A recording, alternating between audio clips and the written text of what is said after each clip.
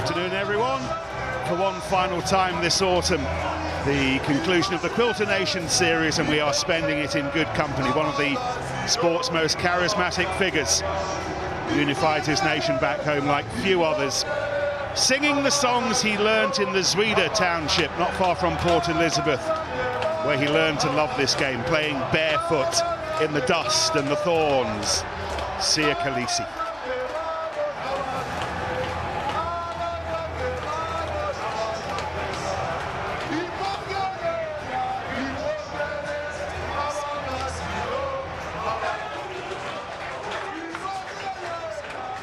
And the final challenge of the year for the best team in the world is against Derry Lake's Wales.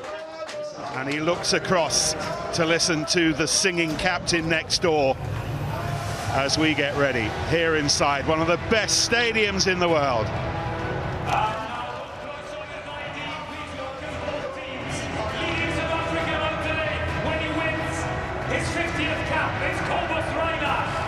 Corbus Reinach gets the leaders all out. 50th cap today. And here come the rest of the cast.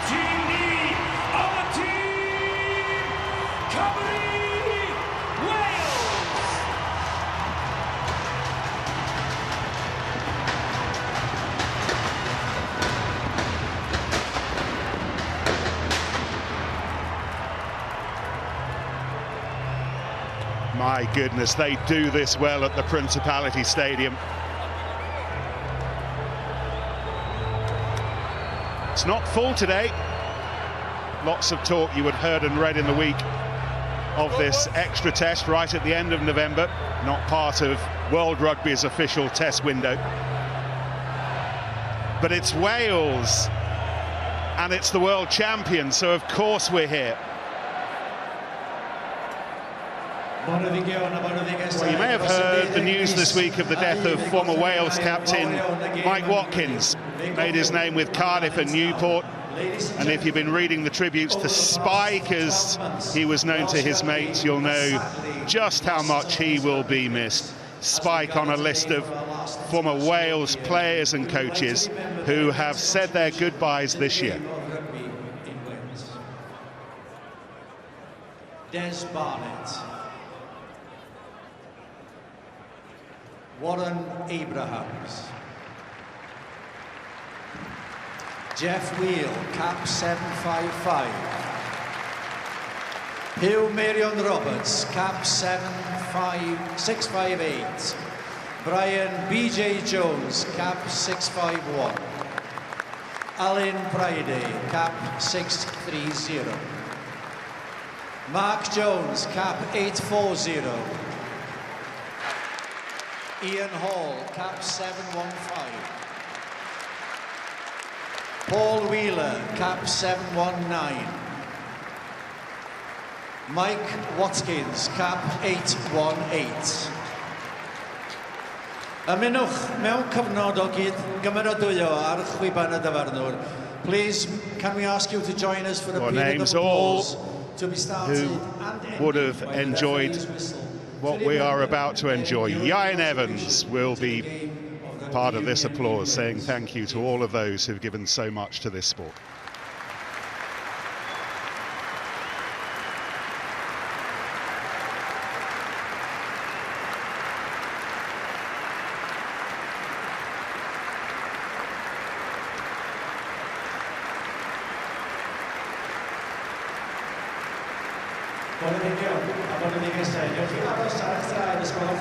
Now, two of the most operatic anthems to sink into now, three choirs, led as ever by Dr. Hayden James, along with the regimental band, corps and drums of the Royal Welsh.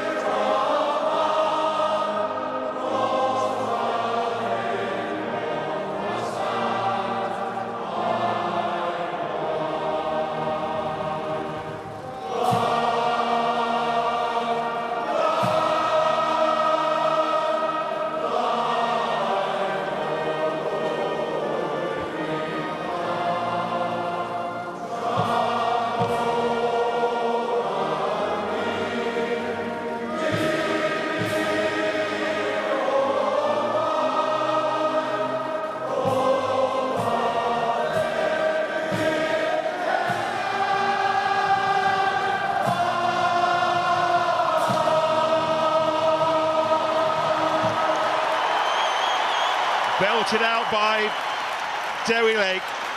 And one last look at the teams. 13 frontline players back with their clubs in England and France this weekend, so Steve Tandy exploring the outer limits of his options. Dewi Lake captain again, Aaron Wainwright fit and restored to the back row, bringing experience, the two of them, which is in short supply elsewhere. 20 of the 30-man squad this week have played fewer than 10 tests. Kieran Hardy, Ellis Mee, Rio Dyer, Joe Roberts, all drafted in to cover for absences a week on from the All Blacks. Well, while Wales can muster just over 300 caps in their 23, South Africa just one short of 900.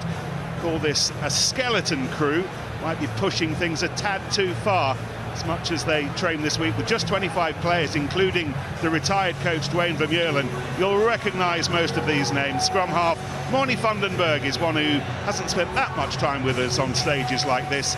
Ethan Hooker, Kane Moody picked on the wing. Andre Esterhuizen back doing the day job in midfield. And we saw Cardiff prop Danny Southworth belting out the anthem just then, taking all this in, prep for his debut off the Wales bench. Rassie Erasmus has gone for the old 7-card trick again. Corbus Reinach, the only replacement back. Well, whenever you come to stadiums like this, you do become very familiar with the voices on the tannoy, on the PA, and Iestyn Garlick has been the voice of God inside this arena for the last 35 years. Iestyn has some memories, and today is his last game.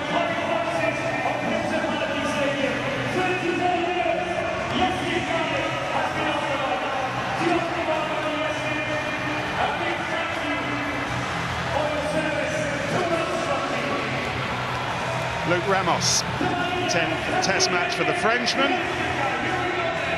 First, looking after the world champions Matthew Carley and Pierre Brousset, experienced assistants to help him through. And on the final weekend of November, the final test match of 2025, under the Cardiff roof, Wales won the toss, and they and their young fly half Dan Edwards will kick off. Wales in red, South Africa in the change strip. Jasper Wiese with the first serious charge. Morne van den Berg, the Lions scrum half, plays his rugby in Johannesburg. And the first test for Blair Murray, he can expect lots of those. Wales fullback today. Ron Norkia was on it first of all for the Springboks, and then van den Berg, who's not the biggest of chaps, tiny scrum half, but he has got some pace. Willems's kick, skids it in. Afternoon to Sam Warburton and Jamie Roberts. Afternoon, chaps. Afternoon, Nick. Fascinating test match we got in front of us here. Cardiff wraps up the autumn series for Wales here at home. It's a huge opportunity for these players against arguably a second South African 15. I mean, dare I say that, the envy of world test rugby. The depth in their squad is absolutely phenomenal. All starts up front today. The power game, going to try and beat the Springboks. Geez, power with a side of power with an extra sprinkle of even more power, Sam. Yeah, 100% agree, and that's why I'm really looking forward to performances from, I think, Davis and Carter in the second row for Wales. Haven't had a load of game time, but seeing how those guys fare against this front five of South Africa, really excited. This is Norkia. Here's it 9. Second back in. Box kick from van den Berg. Edwards was up there challenging. South Africa will go to the skies a lot, or towards the roof a lot, you would expect this afternoon. That's a brilliant pick-up from Ellis Mee. Goodness me. Glue on his fingertips. Great start for the young man. Have a look at this. It's Ethan Hooker in the air. Know how important the aerial battle is in Test rugby. I speak about it every week. It's a great take, hands above the air. Obviously Wales on high alert as soon as South Africa regather that ball. Crossfield kick, Ellis Mee, lovely hands, great clearance kick to halfway. 22-year-old back in the mix after his debut here against Ireland in the Six Nations in February. Missed the summer tour, but with us again today. And a line out for Johan Grobler. No competition. Kicks out Franco Mosta. Here's Damien Diolende, stationed a little bit further out today. Jamie Diolende, normally a 12, he's out at 13. And then the first break on this left-hand side for Kane Moody, who forgot to kick the ball, which was the only thing missing from what was an otherwise beautiful move. No advantage. Okay, knock on. Two starting wingers today, with the two starting centres against Italy and Turin. So, I mean, that, in fairness, on a list of 1,000 great things that Kane Moody has done, that will not be challenging it. Reminds me of you trying to kick the ball, Sam. They tried to catch Wales cold down the blind side, didn't they? It was a lovely set play move into the midfield. You mentioned Diolende. I mean, that's a big centre partnership today. He's alongside Andre Esterhuizen, two big men. Wales are going to be challenged there. They got two big men of their own in Joe Hawkins and Joe Roberts in the midfield, but expect South Africa to be direct on that 12-13 channel today. First scrum, Sam. Big part of the game is, I think we've seen 3 kicks already go South Africa's way. The aerial battle's always massive. Here's another one. Too much pressure. Ireland were utterly bamboozled in a way that you very rarely see an Irish scrum bamboozled a week ago in Dublin. They were folded like a paper napkin at times. South Africa just phenomenal. Wales know what's coming today. They escape with a free kick here, and Dan Edwards. Wales seem to have found a fly half that they can hang their hat on in Edwards. Very much the future. Everyone around here will hope. Had his own against the All Blacks. Dan Edwards, you'll remember the sidestepping try against Japan, the 60-metre break against Argentina. He's still only 22. I think the good thing with Dan Edwards as well, I think he's likely to have a good run of games. I think he's our number 110 by some distance, and that's what you need in the 10 jerseys. You just need consistency, performances to put it together. And he's only a young man, 22, 23 years of age. The more tests he gets, he'll just get better and better and better in dealing with these pressure test match situations. And Wales with a couple of line-outs so far, both imaginative, the first of which was thrown long over the top. Second, a little cute one to the front. Stop! Thank you. Trying to avoid South Africa's tall, heavy loaders, and that's nicely laid back by me. Kieran Hardy, Osprey scrum half, never got there because it was Jasper Wiese coming through. He's in the tackle.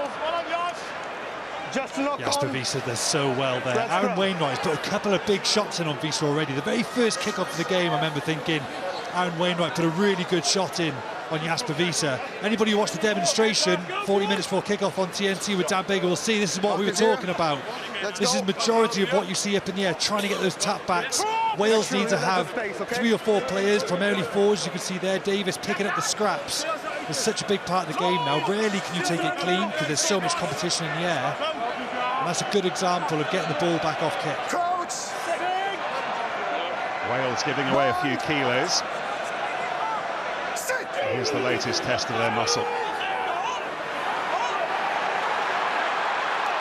Well, that is not a good sign from a Welsh perspective. A very, very encouraging one if you're South African.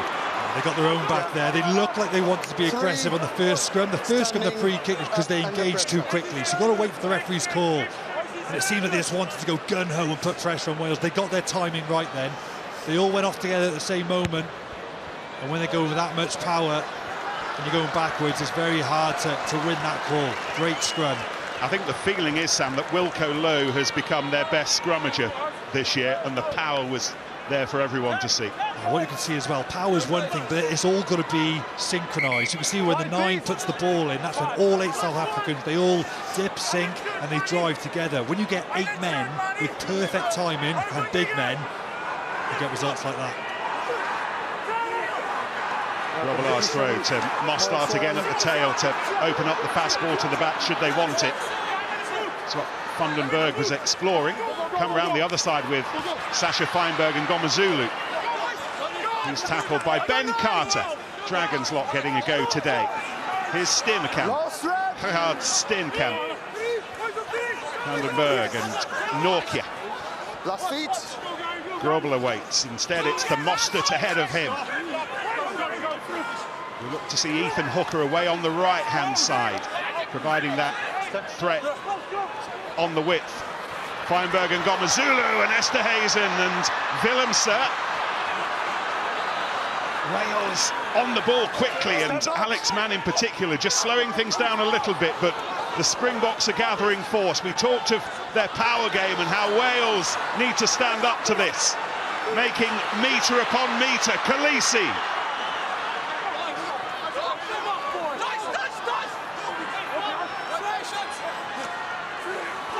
Visa. Increasing feeling of dread here for Wales as Khaleesi again takes it on, but Wainwright leading the defensive effort. The world champions within 5 metres. Low. Still Ethan Hooker, the threat away to the right, but through the middle they go, and Howard Steenkamp. All the muscle and the ball. In his first test as a starter, scores the first try here in Cardiff. I think almost every carry South Africa went forward. Azarati wearing number 3. You've got to get those 2 players in position. He's just a little bit too close to that ruck. I'm not sure if he thinks the pick and go is going to be a little bit tighter, but he just needs to be that little bit wider. You need 2 men either side of that ruck, particularly in your try line. Big men, nice and low, but the gap was way too big. I think it's just fatigue for Wales. So many dominant carries. Looking at all their pack, they can all contribute. It was just a matter of time, and the attack outworked the defence. From an effort perspective, Azarati just flagging just a little bit there in D. Couldn't get into position. South Africa making them pay. This is Steenkamp. First part of his test year was held up by a knee injury, but he's really made an impact latterly. Back in time to replace Oxen Che, whose tour ended prematurely. Well, Wales, Jamie, have had an early taste of what their afternoon might be full of. They've got to find a way of dealing with that somehow. Unfortunately, at the 11th hour there, Nick, they just switched off, and it felt quite an easy try at the end, but I thought they actually defended quite well, you know, against a multiple threat pack, as Sam spoke, every forward involved during that passage of play for the Springboks. But you know, it's coming all afternoon. Wales just need to enjoy those moments defending in their 22 and really light up. 2 centres combining, Hawkins and Roberts, the 2 Joes. But that's as good as the connection got.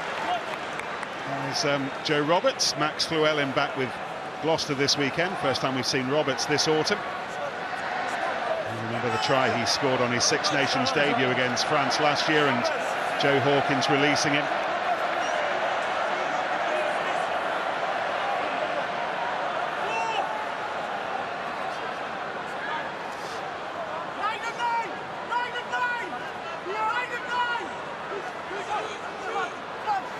Grobble up to Norkia.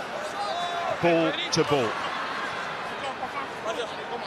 So many provincial connections within this Springbok side. Morne Vandenberg, as we've said, plays for the Lions.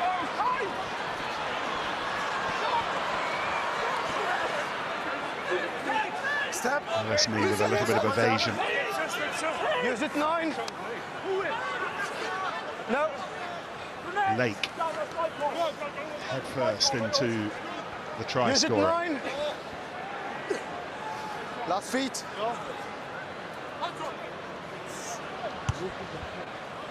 Kieran Hardy. Thomas Williams, by the way, back captaining Gloucester right now. They're at home to Harlequins in the Gallagher Prem. Loose ball. Swept up by the fly half. And another fly half gives it plenty. Hawkins to Murray, who sees plenty of space on that left-hand side. Damian Willemse goes across to gather. And the bounce. Has that gone out? It has. Felt like a really good kick until the last couple of revolutions. You see Blair Murray identifies the space. One extra couple of metres, that would have been a 50-22 as well. Defends it really well, Damian Willemse. Unfortunately, Wales now had to face a scrum inside their own 40-metre, middle of the park. Brilliance with the opening try last Saturday against Ireland, the final link in a chain that stretched out wide to the left wing. Brilliant finish. First try here in the Principality this afternoon, scored by somebody of a slightly different build, the loosehead prop, Gerhard Steenkamp. I think we can see already making this first 12 minutes. There's probably three aspects of play South Africa are going to pride themselves on. One is their physicality carrying off 9, 2 is the scrum, and 3 is the aerial battle. So far, they've been pretty dominant in all 3. You think Wales are going to need to find a foothold in one of those to keep the game to a sort of certain score level? When has it ever been any different with South Africa? I mean, it's the foundation of their game. It always has been. I love how they have that identity in their game. It's the Holy Trinity, isn't it? The Father, Son and Holy Ghost, and it works out well enough for them most times. And they go again with Sasha Feinberg and Ngomazulu. Willemse with Hooker away to the right. Hooker, the winger, the try scorer. Off first phase. And Ethan Hooker, who graduated to full Springbok status this year. Thank you. Scoring tries, maybe with some onions and a bit of mustard. We saw this in Dublin, didn't we? Same play, scrum middle of the park. Sorry, just that. 9 in motion. This time, it's Willemse. 2-on-1, easy. We saw Sasha Feinberg and Ngomazulu go himself last week in Dublin. This time, just feels Wales get a bit tight. It's a great finish, identifying the space, using a skill to get the ball there. Sasha Feinberg and Ngomazulu, part of his rugby education at Llandudno College. And here he is in Wales, scoring points against Wales. And South Africa, with a couple of early tries, they lead 14-0.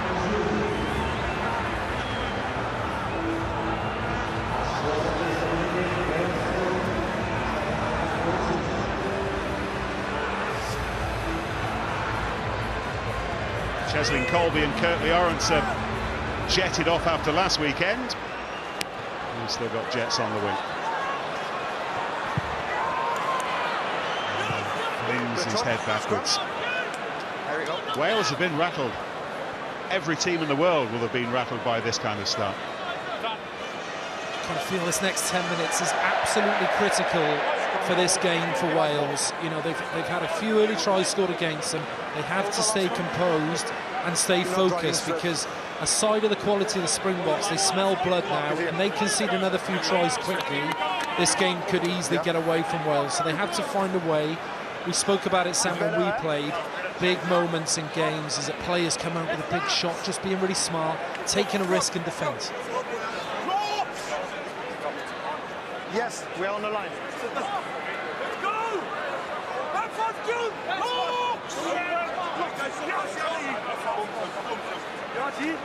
This is a South African scrum, so they can hold on to it for as long as they want, maybe milk the penalty if they can. See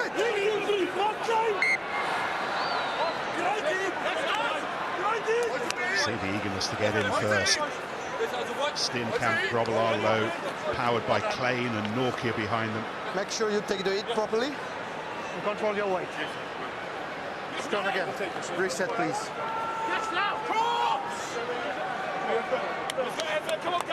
Control your hit, guys.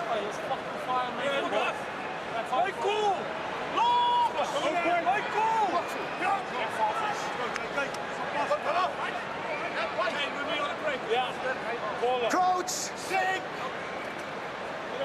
Bind. Sit. The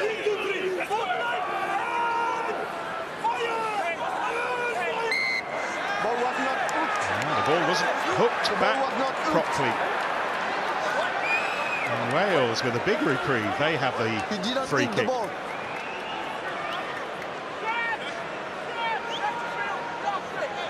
Thomas on the loose head side, the Osprey for Wales today. Able to replace experience with experience after losing Rhys Carey and Nicky Smith to their English clubs. Wales go to the air. No full play here. They are falling. Casper Willemse, who took the ball and the hit on the way down. I don't want that. It's a great take from Willemse, isn't it? I think it's the second or third time. He's on the way down, Willemse, so there might be a question mark over whether Gareth Thomas makes head contact, which he does a bit, but he's so low, Willemse, there's a lot of mitigation in that, but just good bravery under the high ball. South Africa really dominated that area early on. Saw them practicing it in warm-up, lots of high balls. They would have seen the struggles that Wales would have had, but they're getting their territory so far in this first 20 minutes because they're just dominating the air.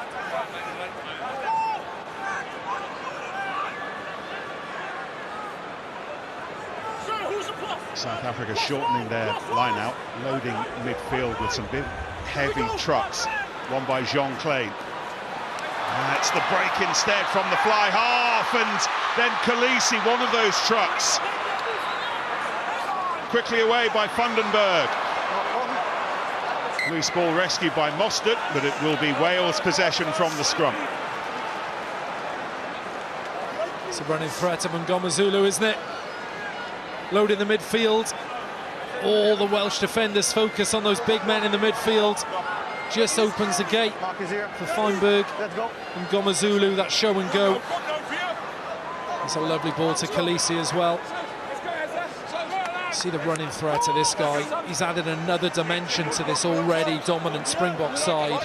When you're that strong a running threat at 10, it just allows you to create space for other people. Or, as we saw then, when the eyes of the defence are on other people, you sense that hold for yourself and you take it, and you've got the gas to take it.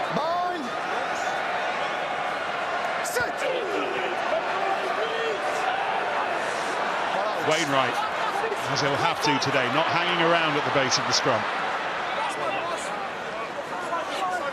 Hardy picks his way through the white shirts to find Ben Carter. David Jenkins captaining Exeter again in the win at Sale last night. Still inside. Wainwright once more. Left feet. 5, make sure you're on.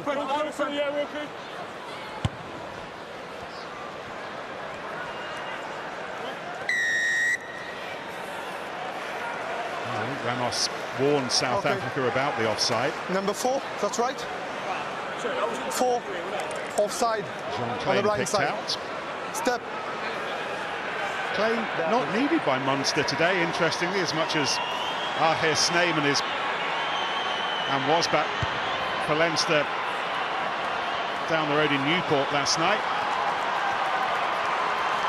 Springboks can still call upon him. Right on the line, it's yours.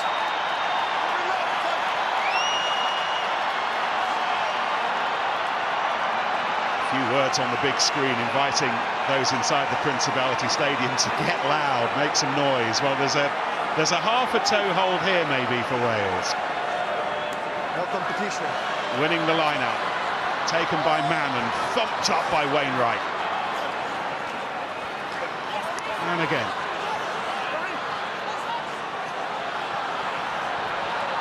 Edwards, chased by Blair Murray. Willemse comes across and Murray knew that it was high. Took scalded hands away as quickly as he could, but nothing more than a penalty.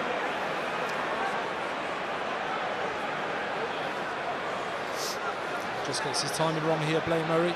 See Willemse takes it, left foot step, starts on the shoulder, just rides up. Feels a bit silly, feels a bit pointless, especially when he pressurised South Africa into their own 22, but now they have the ball on their own 40. Clumsy challenge from Blair Murray. We're in the end of Steve Tandy's first autumn in charge. Start to look ahead to the Six Nations soon enough. Khaleesi for the Springboks, who can start to look ahead to the sunbeds and the beaches and all the lovely things in South Africa at this time of year.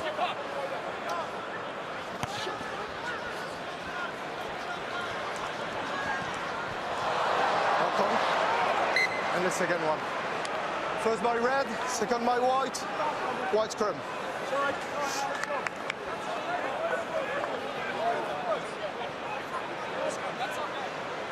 Does everything right but catch a ball, Ellis Meat. Disappointed, forget it, move on. He is actually handy in the air, Meat, for the Scarlets. He's fleet of foot as well. You can see why Steve Tandy's having a look at him again today, Sam. He really impressed when he got in a Wales shirt. I think it was this time last year. He was really good on his debut. And he is, you're right, Nick, really good normally under the air. But this is why this is such a great fixture for these young lads, because you're playing against a team who are the best at a lot of aspects of play. And we've discussed 3 of them already, which 1, physicality, 2, scrum, and 3 in the air. Probably the best in the world at all 3, so it's a great barometer for these lads to see how much work there is to go until they can be competitive with the top teams in the world in certain aspects of play. Be patient here, no pre-engagement please. Quick reset.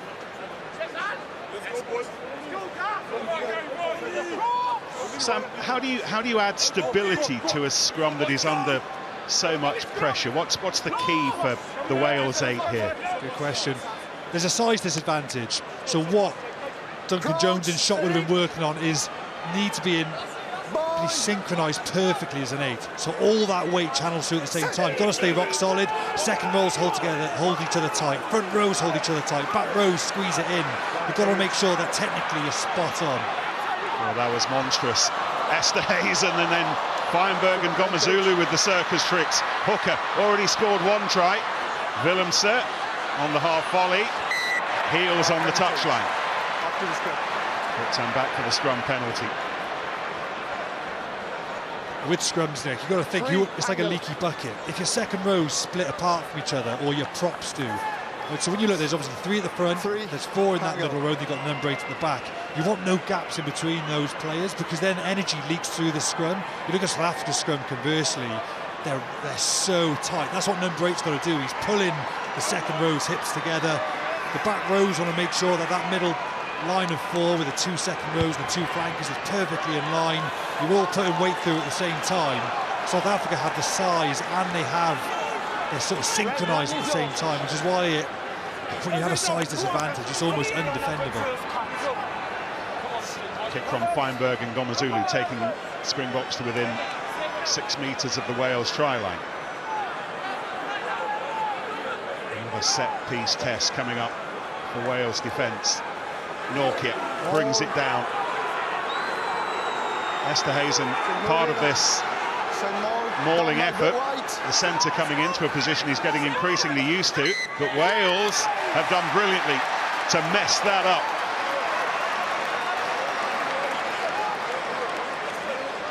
That's excellent. That's really good defence from Wales. If the maul goes down, obviously the Welsh players don't have to move. They can just carry on holding on to that ball. I didn't see which player managed to get through, but somebody must have snuck through the seams of that jumper and that lifter to get on that ball.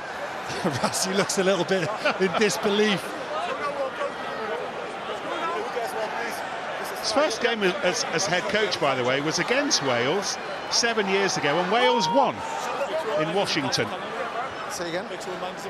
To balance that, he was also invited to stir memories this week of the 1998 game when he was still playing in the back row. Finished South Africa 96, Wales 13 in Pretoria. It remains Wales' worst ever defeat. For this scrum, Nick, look at who can keep the best shape, who stays together, because that scrum normally wins. Wainwright. Untidy-ish ball, and Wainwright did well to gather that cleanly. Still the job for Wales, and look at Dan Edwards as far back in the in-goal area as he can be, should he be needed. But because Kieran Hardy's another 10 metres further forward, it's his kick.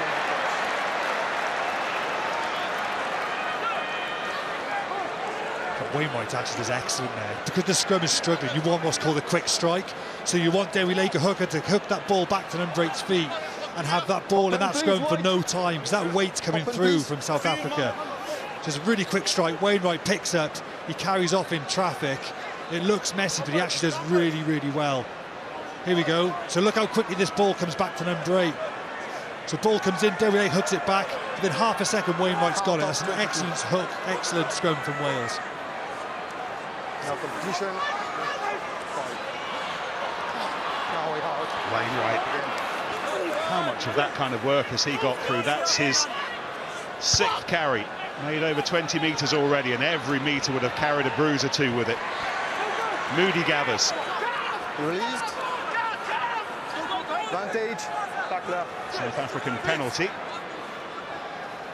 So Vandenberg to Feinberg, and Ngomazulu can play his trick card, knowing that it's coming back South Africa's way.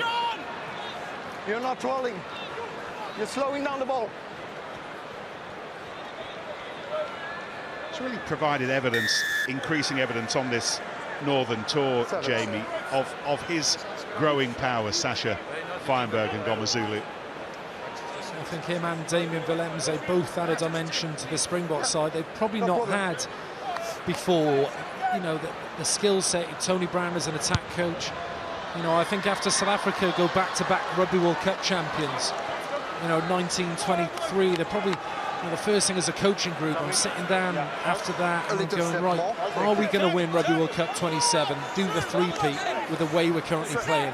I don't think they can, and this man's importance in this evolution of this South African side is super significant. And in Sasha Feinberg and Ngomazulu, they've got an absolute gem of a player who can just add that extra dimension. Visa off the top of the line out, with the attack coach Tony Brown watching on. It's the hooker, Jan Grobelaar. Diolende. Once again, Wales in a potentially painful part of this pitch. South Africa relentless here. Ruan Nortje. Feels like an uneven contest, this one. Just short, the captain. Scrum half, Vandenberg gives it some air. Feinberg and Ngomazulu. Oh, that went forwards. They've not been perfect, the Springboks, so far, but they've done enough to score those 2 tries in the first half an hour. Steenkamp and hooker. Offside. Joe Hawkins was offside, so there's a little bit more pain to deal with. Scrum call. The ultimate pain. 5-metre attacking scrum. Time off. Goodness me. Sam, you talk often about this kind of alpha test, and the Springboks love doing this, don't they? They don't take the tap and go. We are going to try and send one of your players to the bin. Now, I don't normally like trying to predict what's going to happen, because they might very much play from this scrum, but I think if this was like a tight test match, and maybe they'll treat it like this, what they would do now, you talk as a pack, if you can see their pack talking, this South African pack, they could be saying, right, we're taking a scrum, we're going to keep the ball in, and we're going to work for a sin bin penalty. And they're going to want to try and get one of these Welsh players off. They might go down to 14, then foots on the throat, score a try, play 10 minutes against 14 men. So I imagine if this was the South Africa team in a knockout stage, this is when they would turn that screw. They go for a scrum as a deliberate tactic to win multiple penalties and get a Welsh player in the bin.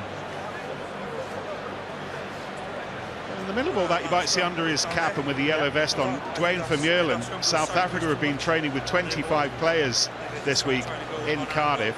So the 39-year-old has been busy hitting the rocks and the mauls and the breakdowns and packing down with the likes of Sia Khaleesi and John Clane in the scrum.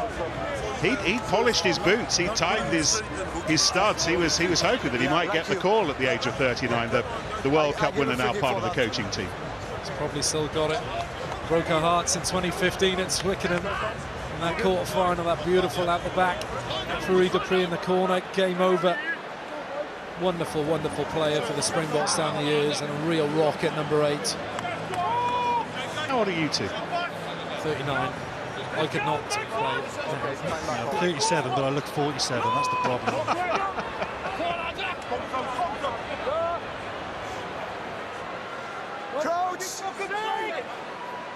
Dwayne Vermeulen not part of this Springbok scrum. They have enough fit and available big bodies here today. Where's this going? We fear for Wales in only one direction, reverse gear. Visa trying to control this, and gets it down just. Thought for half a second he'd overdone it, but that big left hand stretched out, and off a dominant scrum, the Springboks have their 3rd try. Yeah, without a doubt, some of the leaders in that pack when they awarded that penalty, he says there's nothing else we're going to do but go for this scrum. Wales actually get away lightly because it's so dominant. Wales don't take it down, they stay up. It means there's only going to be one penalty infringement maximum, but they score. Had there been repeated penalties, then there might have been a yellow card. So you actually sometimes think you just swallow your medicine, give up that scrum, get back to the halfway line, go again. As a try conceded is better than a sin bin and a try conceded. Do you think the Wales players think that, Sam? In the middle of that scrum, obviously it sounds quite a bit of a paradox, isn't it? You're scrumming so hard, but you don't want to concede a yellow card. But once you feel that going back, same as a maul, you'd rather concede a try than have a man go to the bin. Yeah, I think it's more for, say, Azarati and Gareth Thomas, who are your props. It's like, right, we're going backwards. Rather than take this down, let's stay up. If you stay up, at least you stay legal. Often penalties are given when a prop will pull that opposition down because they want the momentum to stop. And they'll all blame each other for who dragged it down, but they were honest Wales, they stayed up, swallow your medicine, go again.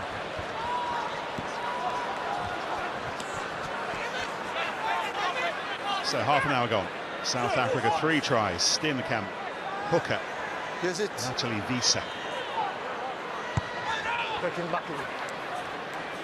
It's fair to say that Wales have yet to threaten inside South Africa's 22.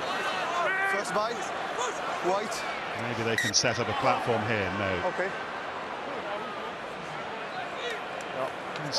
Jasper Visa, the list of South African number 8s who played more tests than him is impressive and short.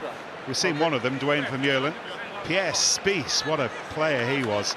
And Gary Teichmann, who was part of the post-1995 World Cup winning Springboks, but he's in that kind of company these days. Great player, Jasper Visa was exceptional in that Leicester Tigers team as well, who won the league. Following this man, Dwayne Vermeulen. I was just watching him warm up. You know, he's such a, I think, number 8. Your number 1 KPI is to take the team forward in ball carry. It's nice if you can do other things, but the one thing you have to do is roll up the sleeves and carry hard. You want minimum 10, around 15 carries a game. Get a lot of meters. He's already on 7 carries with 30 meters, and they're hard carries. They're the ones that give the speed of ball for the 10 on the next phase to then go wide, and he provides so much. Great carrying ability in traffic as well, where he's exceptional. Such a powerful man.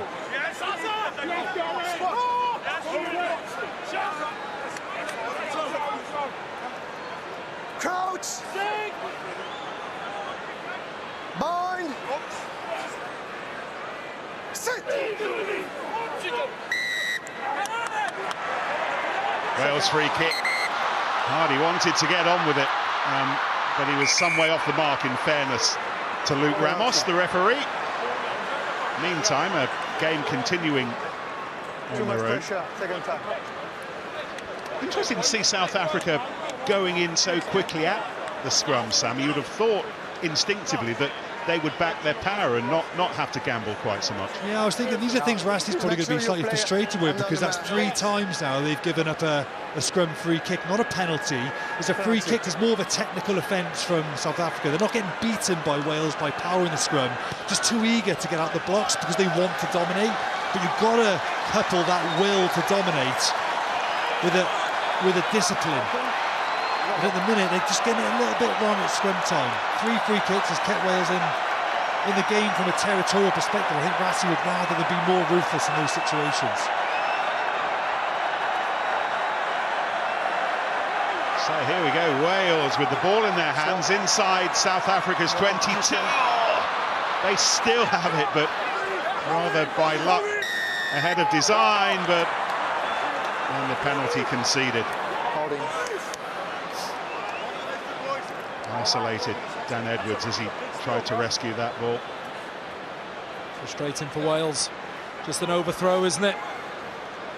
Misses Alex Mann. And they find themselves defending the line out. Springboks, they got a great chance. I spoke, Nick, about Wales trying to manage after those 2 early tries that second quarter in the game, and they've done it really, really well. They've only conceded 7 points between minute 15 and 35. Now this next 5 minutes becomes super, super important, because the Springboks are definitely going to go after it. Once again, the shorter line out, so big blokes loaded in this midfield. Here's one of them. a legitimate back. Esterhazen. Mostert. Oh, he didn't use Mostert. Instead, it's Feinberg and Gomezulu and Moody chasing hard, but the ball winning the race. Touched.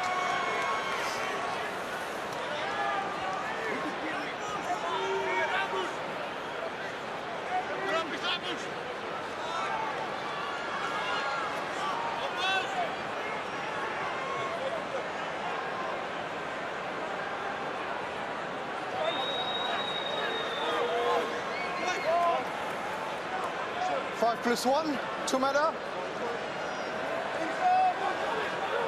No competition. Alex Mann for me. switches from 6 to 7 today. Wearing a shirt worn with distinction by Harry Deeves last Saturday. Deeves part of the warm-up, but I just wonder whether Steve Tandy was fearing that he might not quite have the kilograms, Sam, to deal with this Springbok pack today. As excellent as Deeves was a week ago, there's just a little bit more ballast in that back row today. Yeah, you certainly do need to respect the opposition. I always think you have to play to your strengths, but if a player can offer a little bit more punch in contact, you know, in defence and in attack, and you're playing South Africa, we've seen already the damage they've caused off 9, and at scrum time when they do get it right, you do need to be able to match some of that fire with your own fire. Mostert. More forms.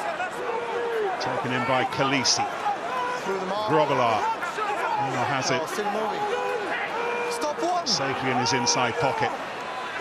Morné van den Berg suggesting that he might fancy a little dart down this shorter left-hand side. Instead he goes right, and Esterhazen. A little under 3 minutes to half-time. Wales desperately trying to bolt doors here. Mostert, he's had an industrious first half. Big hit on Jean Kleyn.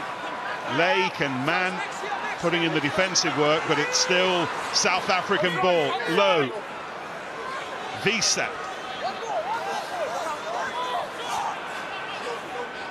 Van den Berg. Grobbelaar. Helped out by Mostert. Just look at the speed of this South African ball. Feinberg and Gomezulu. Willemsvaar. Tipped up, importantly. Rio Dyer doing his defensive job. And a job that was rewarded in the end.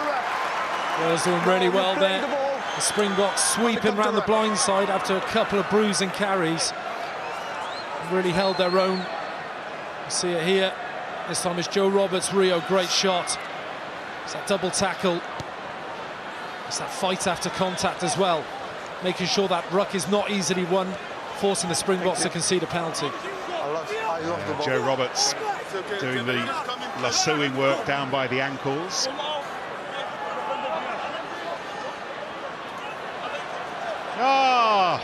In the stands, Gavin Henson.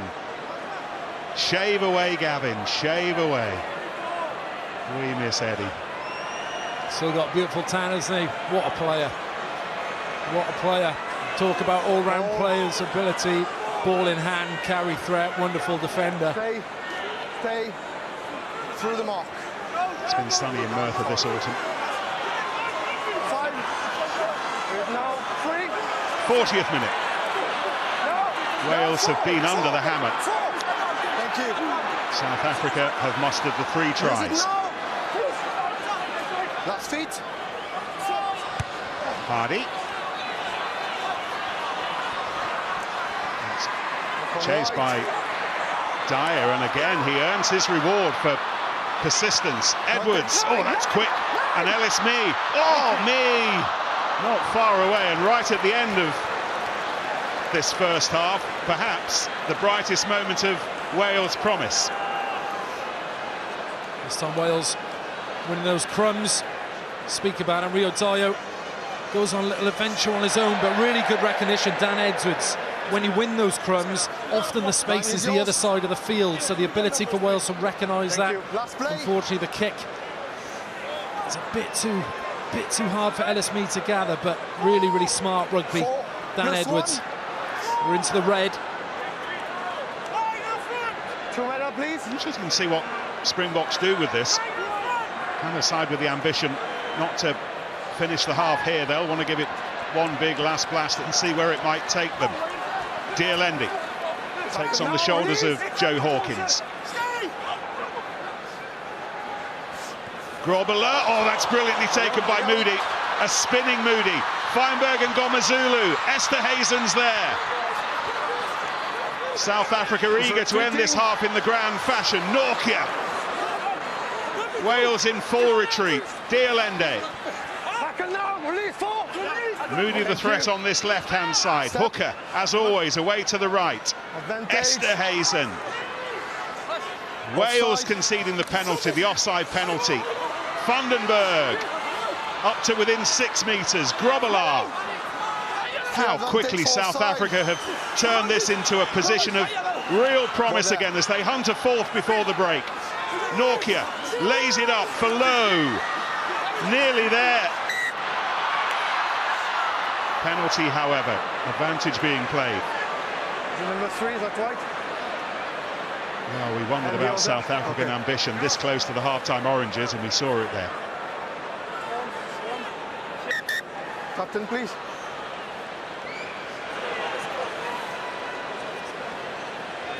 Just make sure when you are close to your goal line to make an effort to be onside. Yes, sir. Just have a word. Sorry, sir. Have a word, please. Is it cleaning people past the ruck? The offside line is moving? Yeah, of course.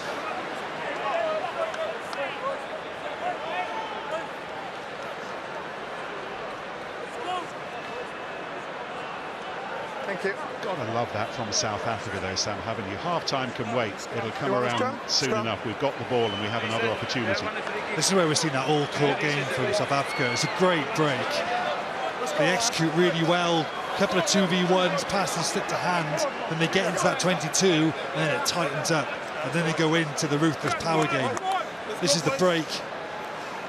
Just gets outside, Canan Mooney gets on the outside of Alex Mann, lovely ball back inside to Feinberg and Gomazulu, and then from this moment, they condense and they come in off 9, and they win that penalty. Nice play from the line break from South Africa. Coach!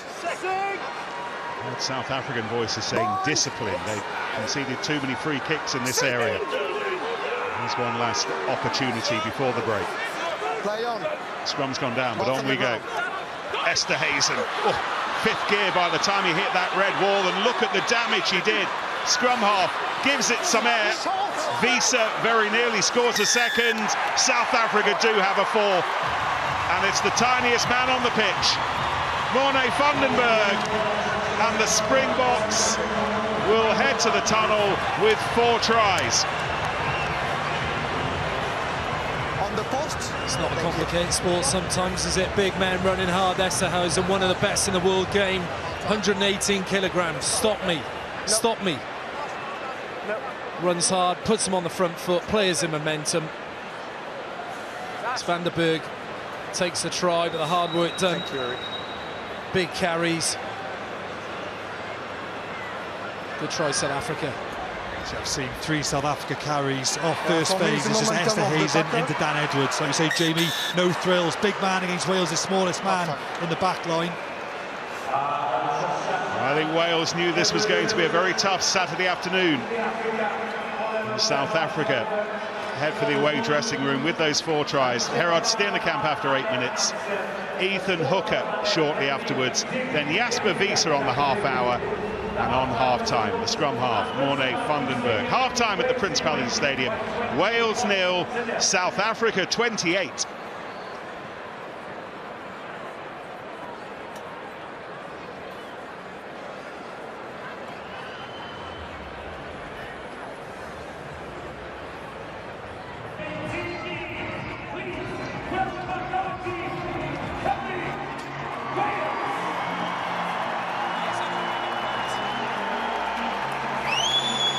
They had some stirring Welsh opera on the pitch in the dark at half-time.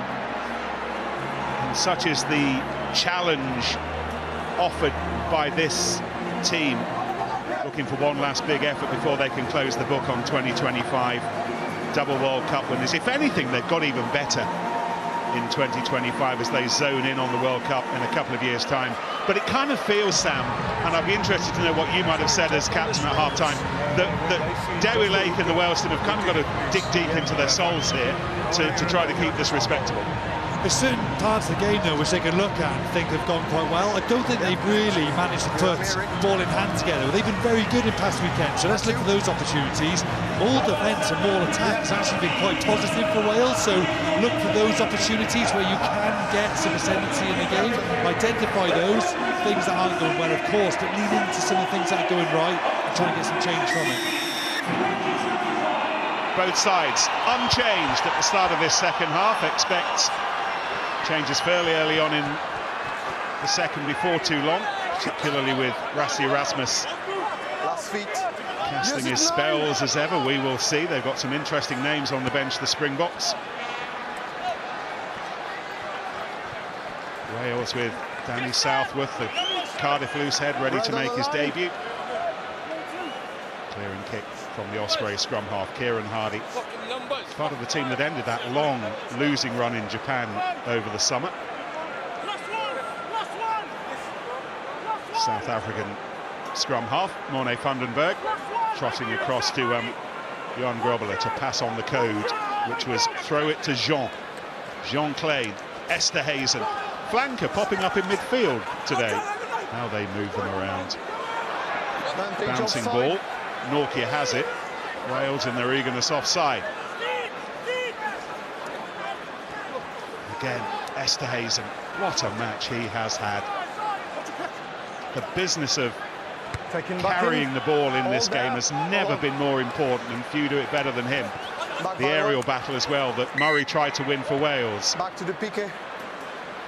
Coming back to the PK, the penalty kick.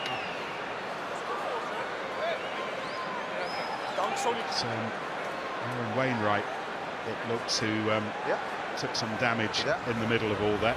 Offside. By the way, news this week of Jack Morgan. You may have seen it. He's had an operation after his shoulder injury, the shoulder that he dislocated in the act of scoring a try here in the Quilter Nations series, and he will miss the Six Nations. He's going to be gone for 4 or 5 months. It's a dreadful blow for Jack, but for Wales as well, clearly not to have him in the Six Nations. Just awful news. He's been Wales' talismanic figure, isn't he? You know, and also, you know, a huge player for the Lions as well. So big loss, but as we know in Test rugby, it's another man's opportunity, right? And Steve Tandy's been clear about that. Gives an opportunity for someone else to fill the shoes of Jack Morgan, but he's no doubt a massive loss. You know, not just in these past November games, but looking ahead to the Six Nations. Sub? Yeah. Okay, blood injury, subs, please. I'm off. Aaron Wainwright, oh dear me, that's a nasty injury to the right eye, and he's being led off by the doctor, Jeff Davis. And on comes Morgan Morse, the Osprey last-minute debut a week ago after Aaron Wainwright pulled out of the 23 altogether. Morse back with us. All of you watching in the Kumtuk clubhouse will be very excited now. Yeah, but no full play. Added to the honours board in the clubhouse below Jack Morgan. All good. Jack's old club. And Morgan Morse straight into the fire. Okay, 2 meter, please. Time back on. Trying to work out where this Springbok line-out's going. It's going to Norkia. In 5.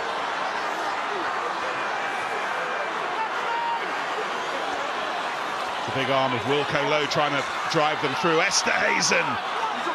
Just count the metres he's making at the moment. Van den Berg. The hooker, Grobler, very nearly there. Khaleesi looks interested. Smaller men trying to get under the radar. Steenkamp, and now the try, and it is 5. And it's not taken long at the start of this second half. Offside. And it's cost Wales a player as well. Tame Plumtree offside. Try scored by Wilco Lowe. He's asking what for.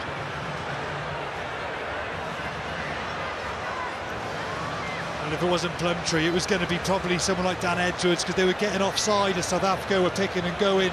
It was a good effort from the Welsh defence in the maul, Again, they're stopping the South African maul quite regularly. They haven't got much ascendancy in the maul, but then they go to the pick and go. And Esterhuizen, every time he carries off first phase, he gets into the opposition 10. It was actually Dewi Lake who he went into on this occasion. Got great go forward. Thank you, Rick. Wales always struggling from that point. They had no forwards getting around the corner, which is why then Lowe carried into Dan Edwards. All the forwards are stuck on the floor. South Africa got excellent work rate in attack. Their forwards carry, but they get back on their feet and they come around the corner again, aided by Delende 13 who can carry like a forward, Esterhuizen who can carry like a forward. You've got 10 guys there who are offering themselves up 9. It's such a hard thing to defend. Here comes Christian Coleman, the Dragon, a July debut in Japan, now for the first time at the Principality Stadium, and he takes over from Kieran Asarati, who looks like he's put in a shift, as you would if you've been scrummaging against these Springboks for the last 45 minutes or so. Anyway, Coleman for Asarati. South Africa with another penalty. And again, at the start of this second half, Wales conceding penalties, inviting South Africa to make inroads into their own half.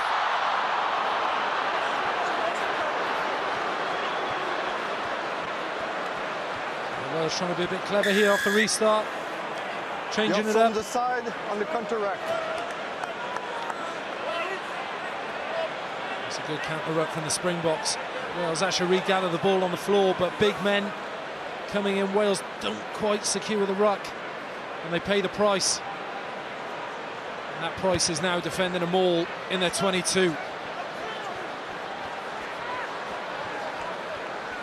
It's those penalties, Sam, that Steve Townley talked about pre-match. I was just about to say that, Nick. You took the words out of my mouth. 9 penalties conceded so far. You want to keep that into single digits, but I think a lot of those penalties, some is ill-discipline, some high tackles in the first half, but a lot of them have been earned through South Africa's sheer dominance at the contact area. Jasper Wiese waiting in midfield. Esterhuizen's there as well, of course, but it is Wiese, set up by Delende. Vandenberg sprints in for quick ball. Feinberg and Ngomazulu. Willemse going this way and that. Morse over the top, but he's swept away. Feinberg and Ngomazulu. Moody. Esterhuizen. Oh, and Delende. Mostert closest to us on this near right-hand side. That's a knock-on. However, there was a penalty. Feinberg and Ngomazulu goes quickly. Wales had to give ground. Feinberg and Ngomazulu. Sasha FM. Solid gold. And South Africa have found themselves a good one.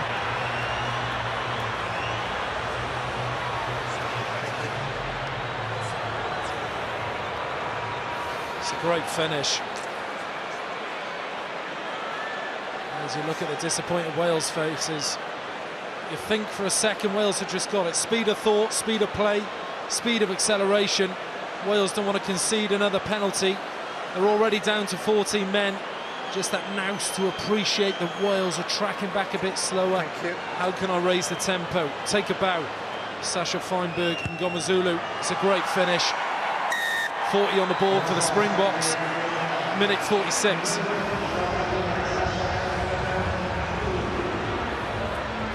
Two tries at the start of this second half. And he's got it all. Found space in the depleted Ireland defence for their 4th try last weekend in Dublin. Did likewise against Wales just now for their 6th in Cardiff. His power above anything else is impressive. Yes, we know his footwork, his rugby IQ, but in the contact, I've seen him carry multiple times tonight. Good timing. His ability to earn metres in traffic. All-court game. Last feet.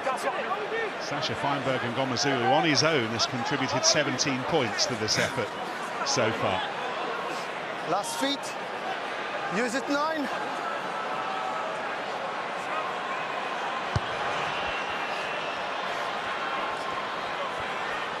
Fair contest, back by white and back by red. Wales preparing to bring on a couple of players. Peering onto that far touchline, it looks like South Africa are about to bring on an entire nation. There are millions of them. Wales, meantime, threatening for the first time in this second half with Roberts. Hardy, frustrated that it's not there sooner than it might have been. Edwards. Mann. South Africa having to do some defending. Lake. Runs into the midriff of Norkia. Edwards.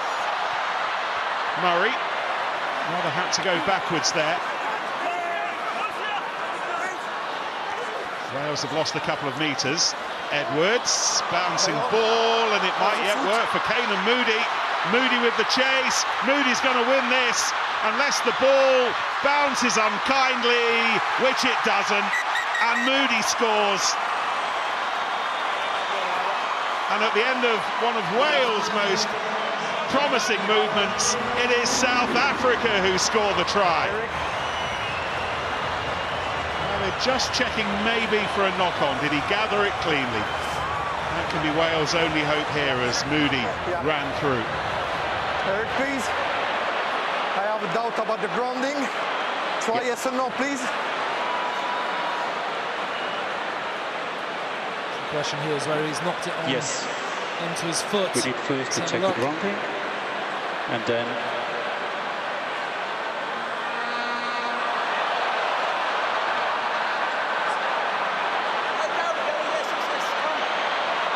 lost control of that, or is it still in the back of his hand? What does Eric Gozan think? There is no knock-on at the beginning of the action. Yeah, at this moment. This is the one. Wait, please. So, out of his hands, off his shin, and off he goes. What do you think? That's fine, you know, it's onto your foot. For me, the ball doesn't hit the deck. Goes backwards, and then his kick. And let's check again the grounding. Okay, thank you. So there's no knock-on on this one. Agree, guys? Yeah. Take the time you need, Eric.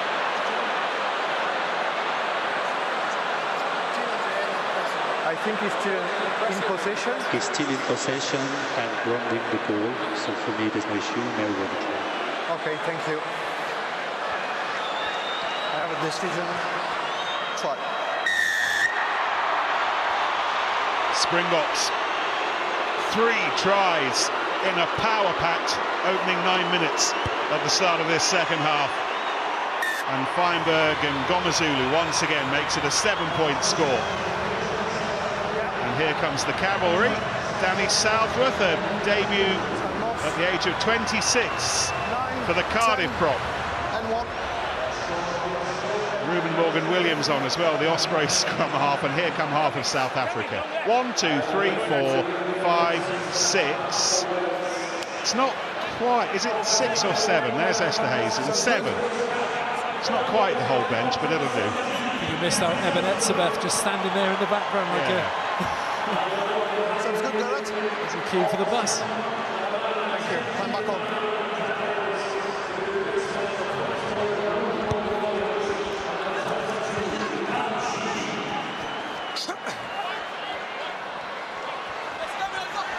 It's the whole bench. It's all 8 of them. About to see something I've never seen before. Ever remember an entire bench being dropped onto the pitch at the same time. And here's another one of Wales' new faces, Callum Sheedy, winning a 17th cap 3.5 years after his 16th. Ben Carter rolling around on the floor and Murray going backwards to call the mark.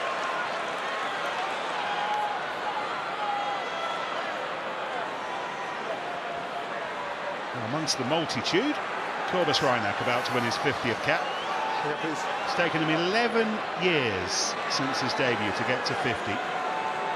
Seems bizarre as a 35-year-old, but it almost feels like his breakthrough season. He's been as good as ever this season, Reinach, and he's about to come on. Retreat, White! Willemse kicks and chases. Man stretching for Wales. 2.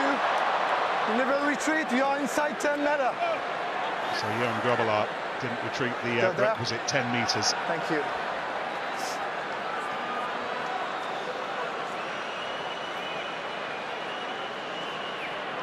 He'd be a brilliant boxing promoter, wouldn't he, Rassie Erasmus? He's a showman. He knows how to sell the sport.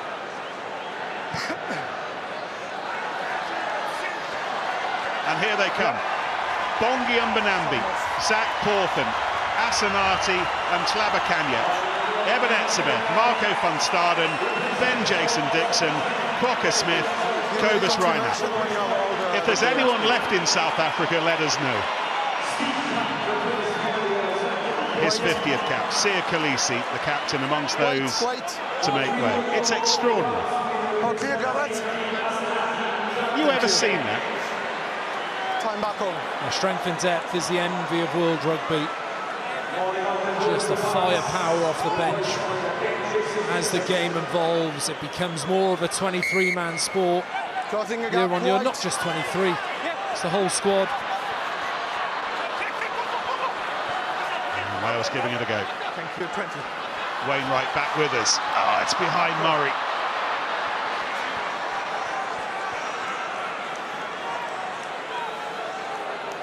Wales have had precious few opportunities, Jamie, just to get the toe hold and the pressure that's on them whenever they do have possession. It's probably their best one, Nick. Tapped it quickly, had a go, created space to win, just lacked the execution to get there. Those sorts of moments will really frustrate Steve Tandy. Yes, they'll be few and far between during the game, but you've got to take them. It's good learnings for the young group, but they'll be frustrated with that. Lost. Etzebeth to Reinach, and then the chug from Marco van Staden. Reinach. Dyer did what he could to get underneath that ball, but it's South African. Ben Jason Dixon is with us. The Stormer, impressively mobile option. This is Crocker Smith. Rolled up ball of energy. And Willemse gives that some air, looking for Hooker. Advantage knock on White. Murray with the advantage. Advantage over. Can give it a go. The advantage didn't last long, but Murray might profit from this, not quite. Willemse down quickest, and here goes Hooker looking for two. He's got so many options. One of them is Norkia. Hold on. Etzebeth. Advantage. Tackler. Dielende. Wales conceding the penalty. And this is young Zach Porthen, only 21. Feinberg and Gomazulu. Willemse, and then laid away by Crocker Smith. And the try to be scored by the man who's impressed as much as anyone, Andre Esterhuizen. And it's 4 now in the opening 13 minutes of this second half. And South Africa not just turning the screw, but bringing out the hammer. Damian Willemse was exceptional in that sequence of play. He got the ball back from the chip kick through, did really well to run it back. Beat a few defenders, and then this bit of handling from himself. He's just hanging behind Ngomazulu there, catches at 15, gives that ball away. They've got three players in that 15-metre channel. He acts as that second distributor. Really nice from Willemse. We're having a little check on something. Yeah, what's on Luke Ramos's mind here? Ready when you are. High tackle we're hearing. Eric Gozan, the TMO, may have seen something. It's coming now. I will show you a shoulder to the head by number 8, Wales. The spotlight on Aaron Wainwright. Eric Gozan thinks he's seen a shoulder to the head. Thank you. We'll deal with that after. Thank you. It's coming now.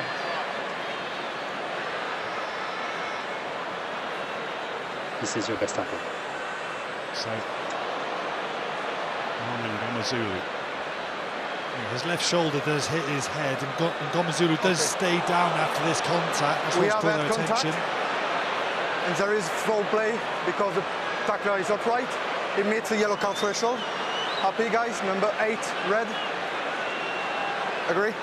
Agree. Okay, I have a decision. Number 8, Wade.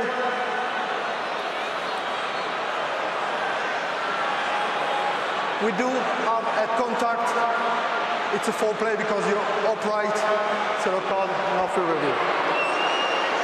And as Tane Plumtree's yellow card comes to an end, Aaron Wainwright trots off for 10 minutes. Feels the right decision, doesn't it? I think that's a clear yellow. He's sunk. It's that snap with the shoulder, and he makes contact with Sasha Feinberg and Gomezulu's chin. Just got his height wrong. Wainwright needs to get lower. Needs to make sure that shot is to the chest. Some consoling words from Martin Williams, Wales team manager. It is being checked, by the way, by the bloke in the bunker, Andrew Jackson. So it might be more than a yellow. Feinberg and Gomezulu well enough to contemplate this conversion, and that's the first he's missed today. South Africa, however, beyond the half-century, and there's still 25 minutes to go. It's 54 points, 54 minutes. Okay, thank you. Your number? Wales need to really work hard to make sure the scoreline doesn't reflect the time throughout the course of the rest of the second half. They've got to do it with 14 men in the next 9 minutes. The bunker review to come. All good.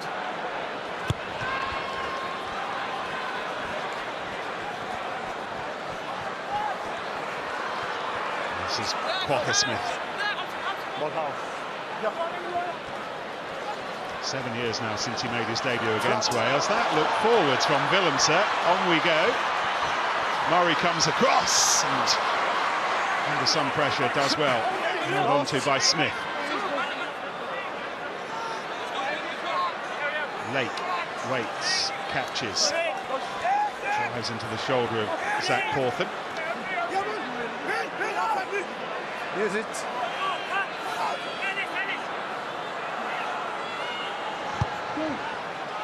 Fired away by Morgan Williams. Wales will have the scrum. Should nothing come of this, Carter. Morgan Williams. Sheedy whips it away, and it's nicely done under pressure from Roberts, and it releases Dyer, not for long because Smith was on him quickly. Rhys Davis going to bring his hard edge to this Test match arena. Sheedy. Taking back in. And the kick from Hawkins works. Knee. Slow progress, but progress from Wales. Dewey. Sheedy again with the kick, looking for Dyer. Over the head of Hooker. Oh, and Dyer finds Murray. And Murray with the step. He's going to isolate it. He's going to have to work hard as Quokka Smith goes over the ball and over it illegally.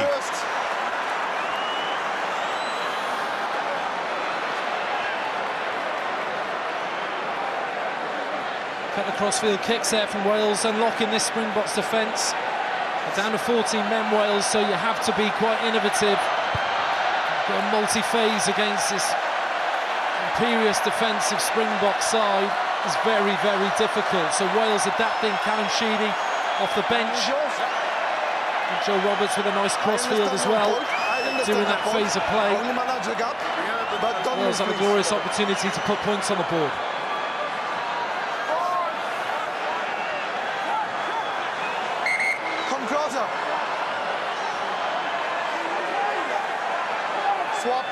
Dewey Lake's throw. Gathered at the front, and Lake goes again, and Dyer. Sleight of hand. Dumped up by Rhys Davis. Popped up by Alex Mann, who's there again, digging away. Picks up the ball. Last feet. Klabakanya doing what he can over the top to slow things down for South Africa. But Wales, for the first time really in this contest, a gathering storm, never that close to the Springbok try line with the ball. It's never back. Number 10 offside. Morgan Williams, and then Plumtree. Feinberg and Gomezulu conceding the penalty. So this free Wales ball. Advantage. Lake. Second offside. Another offside. Southworth on his debut. Well there, step. Man standing just off Dewi Lake. Lake to Morgan Williams. Esterhuizen at the centre of South Africa's defensive push. Lost. Step back. Last feet. Still advantage. Remember, Wales a man down, but still the threat. And again, Sheedy and Murray. Those feet from Murray. Oh, he's up to within 6-7 metres. But no further.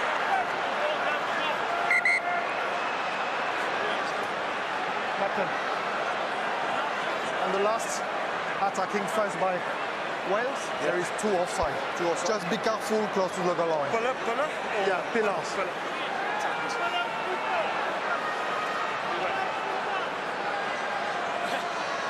Is there?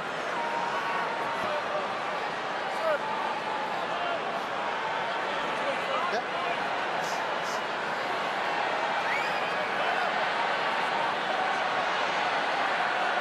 Time off. 6 right. Thank you. Okay to them. Make sure you tap the ball. Once again, some work for the doctor, Jeff Davis. A lot of hard effort for Dewi Lake and Wales. Is this the moment that the captain drives them to the line? Play on.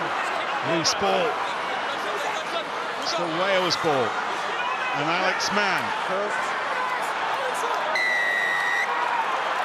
And South Africa have it back.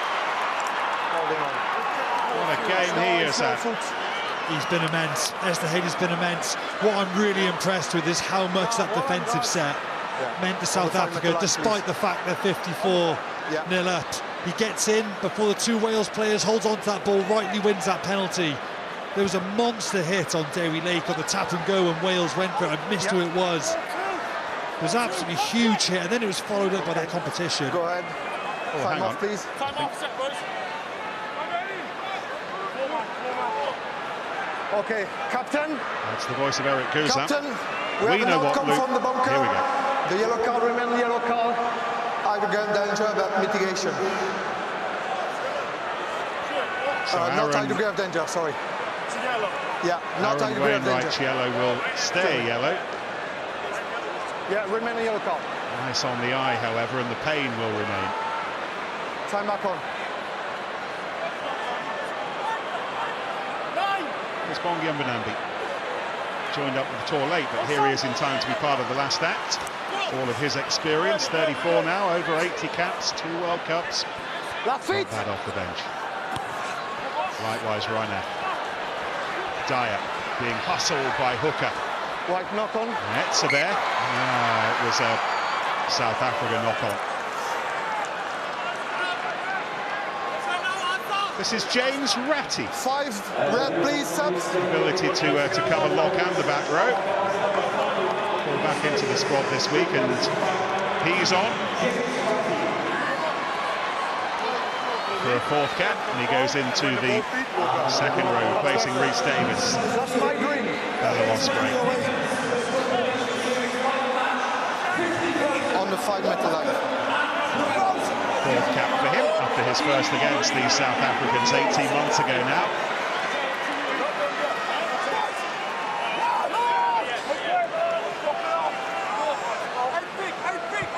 Crouch! Bind! Sit! Boss going down on my side. Guys, 17. Both of you, come closer, bring your feet closer and stay up.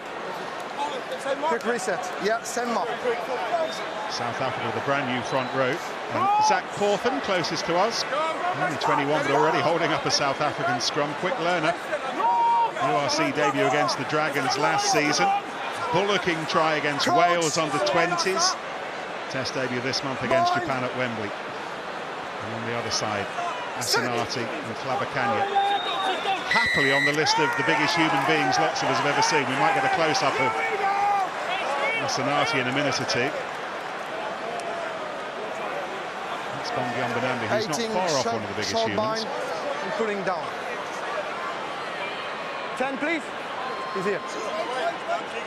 Time off.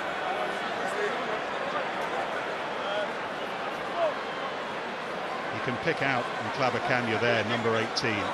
24 stones, 153 kilograms.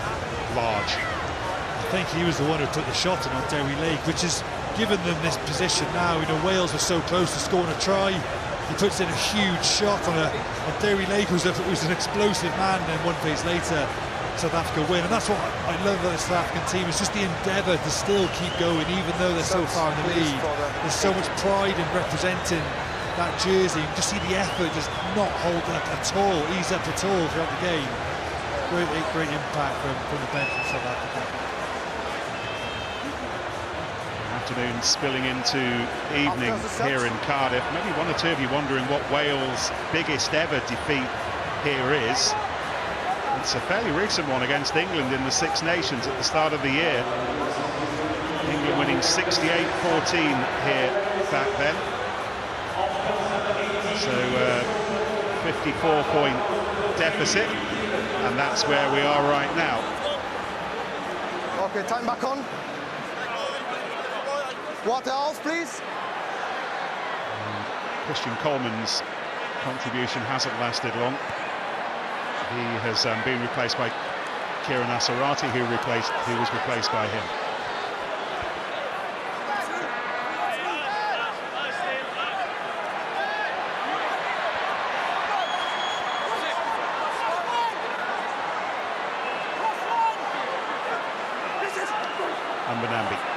No competition.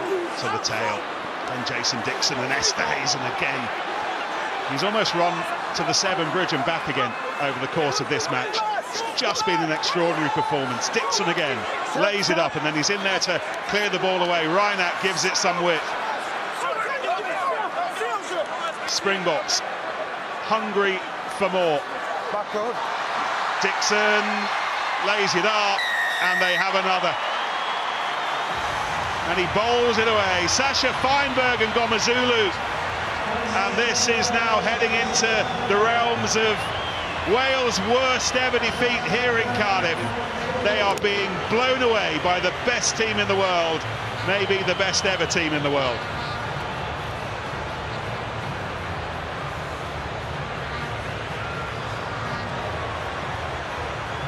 Thank you.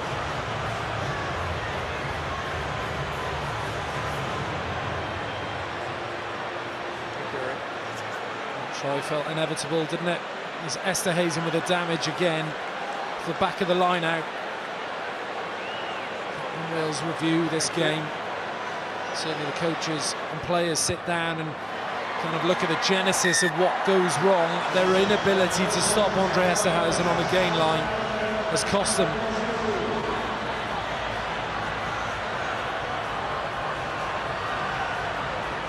On Esterhuizen, 9 carries for 70 metres, and those stats aren't skewed from a line break, they're hard yards each carry where he's gone direct. At the number 10 he's getting 8-9 metres per carry. It means that second phase the options are just so open for South Africa. If you can manufacture really good speed of ball on first phase, and that's often with a good ball carrier and some good shape, which South Africa gets in every time Esterhuizen carries. It just means it opens up so many opportunities, so much harder conversely for Wales to defend, to get around the corner. It just gives South Africa so much momentum. He's been fantastic this afternoon. And as you can see, Tame Plumtree is back on. He's served his 10 minutes in the bin. Man out of the back, Sheedy. All the way through for Joe Hawkins. Asarati, who's back with us. Still South Africa's defence up so quickly, Jamie. That's impressive, isn't it? 61-0 up and still bringing the hustle. So comfortable with each other in their defensive shape, coming off the line, making reads, understanding each other's body language. Wales' only option is to go to the air. Looking to the heavens for hope. Vantage, knock on White. Roberts crawling forwards. Wales again with free ball. Another Sheedy kick. Dyer chasing. Ball winning.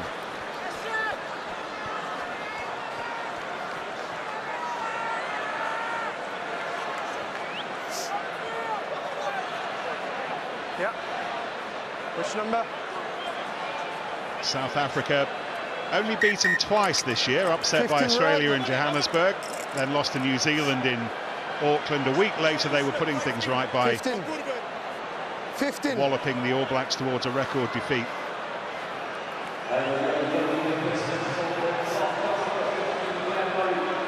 On comes Ben Thomas.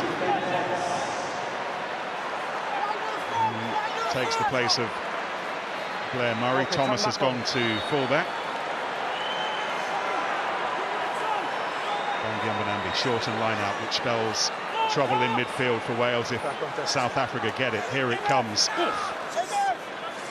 Derry Lake standing as firm as he could as Marco van Staden threw it up. Good choice. Right now, Etzebeth looking skyward. Oh my goodness, how well did he do? That was fabulous. And then to get the ball away, and Porthen.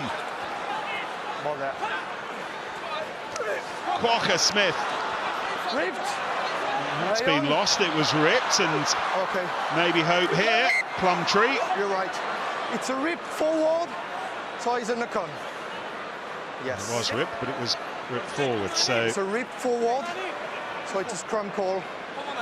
Luke Ramos explains it'll be a South African scrum. It's a rip forward. There have been so many points over the course of the reason. This year, this month, this match, where you just have to sit back and go, this South African team are taking the game to another level, doing things that I'm not sure we've seen many teams ever do before, Jamie. The golfing class is obvious today, isn't it? Have a look at those stats at the bottom of your screen. Time spent in opposition, 22 points per visit.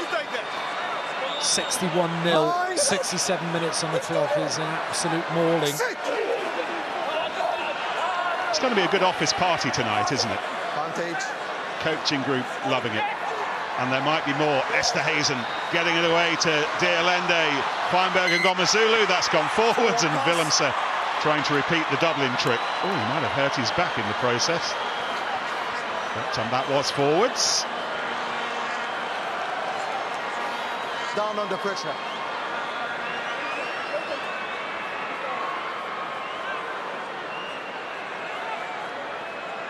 This is where he hurt himself. Bang. Okay.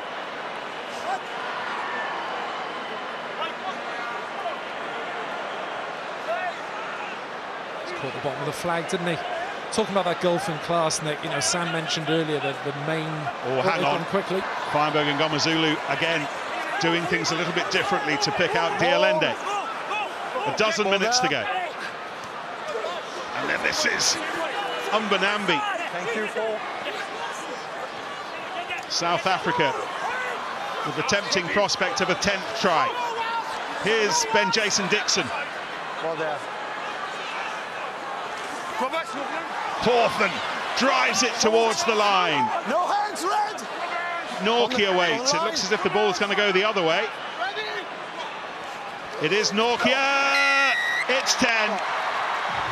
It's total domination. How on earth do you stop these Boks? Continuing to push the green envelope, continuing to take this game to new levels.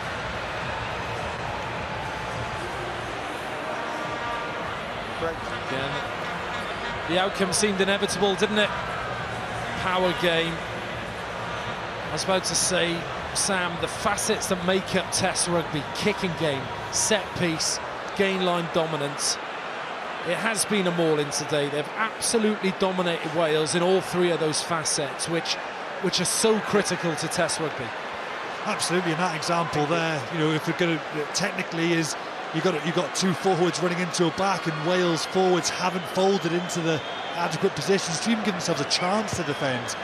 You're putting your forward runners, South Africa forward runners, against the smaller Welsh backs. They're always going to come out on top 5 metres out. That work rate is gone in defence from Wales. Been completely physically outclassed, which is South Africa's super strength. 7 forwards off the bench, plus Esterhazen and Dialende, who've been carrying us forwards all game relentlessly. Yep. And you can be as well coached as you want. If you haven't got the cattle physically, it's going to be so tough at this level. It's still first in the world, first 12th. And the biggest gulf is probably, if we're looking at the two teams, is the size and physicality. Both teams are going to be well coached, but athletically, South Africa, not compared to Wales now, compared to most teams in World Rugby, just on a different scale, physically and athletically. Sasha Feinberg and Ngomazulu, by the way, as he tried to gather that ball. Now 26 points, all of his own. All of the kicks, 2 of the tries. Step. 10 minutes to go. Away by Carter. Still Wales thrash away. South African penalty. You're off your feet. He's the first man and you're off your feet. So it's fatigue there. It's really good from Quagga Smith getting over the ball. He's exceptional at that. But Wales only had one player in that attack and ruck. The ball carrier goes to ground. One man goes to try and get that ball. Doesn't beat Quagga Smith, who's one of the best in the game. But there's that fatigue again. They didn't fold into defence in that last try conceded. Not servicing that attack and ruck with enough numbers. Fatigue paying off and coming through. First man.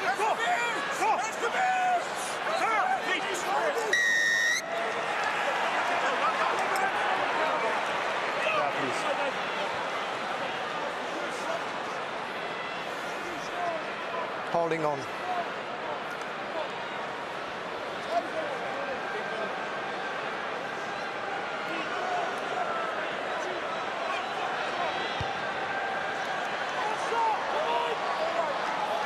That time Feinberg and Ngomazulu not making a mistake. I think it's Damien Willemse missed touch off the last one. Wales not resourcing that rock well enough.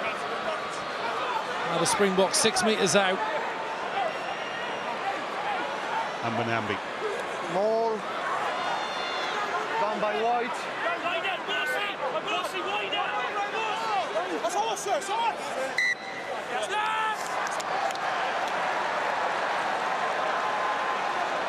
We're going to give a crumb for Wales, and I think Danny Wilson, forwards coach, I think this is the one area of the game where Wales have actually been very good, technically very good. South Africa have not managed to get any ascendancy in the maul going forward. There he is, just at the laptop.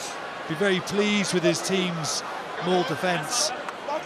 And that is a big job trying to deny South Africa there, but Wales have held up very well in maul attack and particularly maul defence.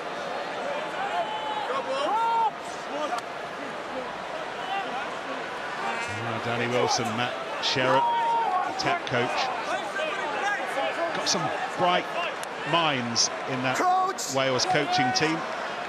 The brightest. They knew that this was going to be tough. They knew the work that was needed, not just today, but over the next few months, the next few years. But they've got the right blokes in there to sort it out. Jamie, you would think, you would hope. Ultimately, the proof will be in the pudding, won't it?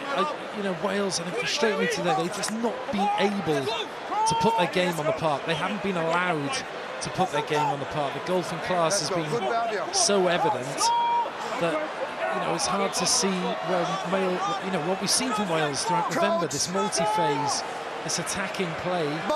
Just we haven't seen it today. They've not been allowed to display that absolutely ruthless Springboks performance.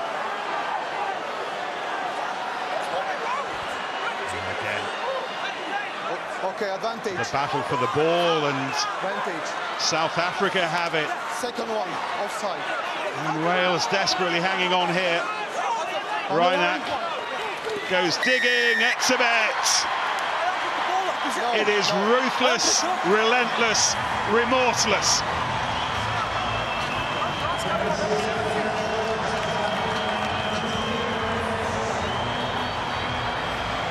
Underlining that it's never been this bad for Wales at home. Never conceded this many points at home.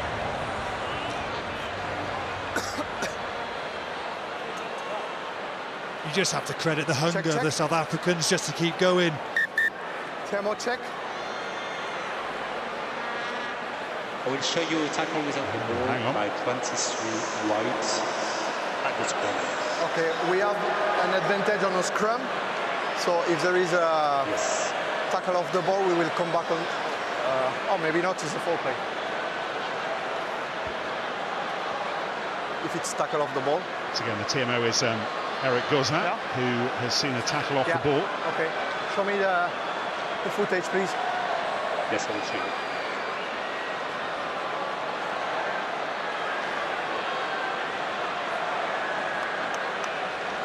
It's coming.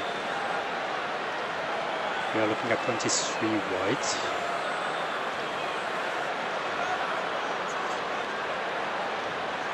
Yeah, okay. Cool. It's Cobus Ryan at 23. He thinks so. Morgan Morse picks that ball up. He's allowed to play him. He probably gets his timing a bit wrong. Morgan Morse got his hands on the ball. I do think he has the action to pick, so I think Cobus Ryan's okay. He's waiting for that moment. As soon as Morgan Morse picks it up, bang, he can go in, he can make that tackle. Sure the number 9 was on side. Just checking that timing, I think he looks okay. The number 8 lift the floor, lift the ball off the floor. Yes, I will show you the right angle.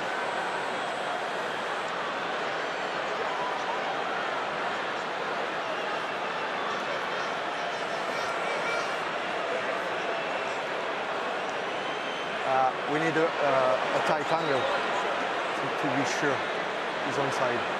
So here we go. Let's look at Morgan Morse's hands. There's his hands on the ball. Okay. He's pulling it. Cobus Ryan plays him. I think that's okay. To wrap so he can tackle the player. The try is good. Happy? Okay. I have a decision. Yeah, no problem. So the ball was lifted. The 9 was onside, so there is no foreplay, no tackle of the ball. The try is good.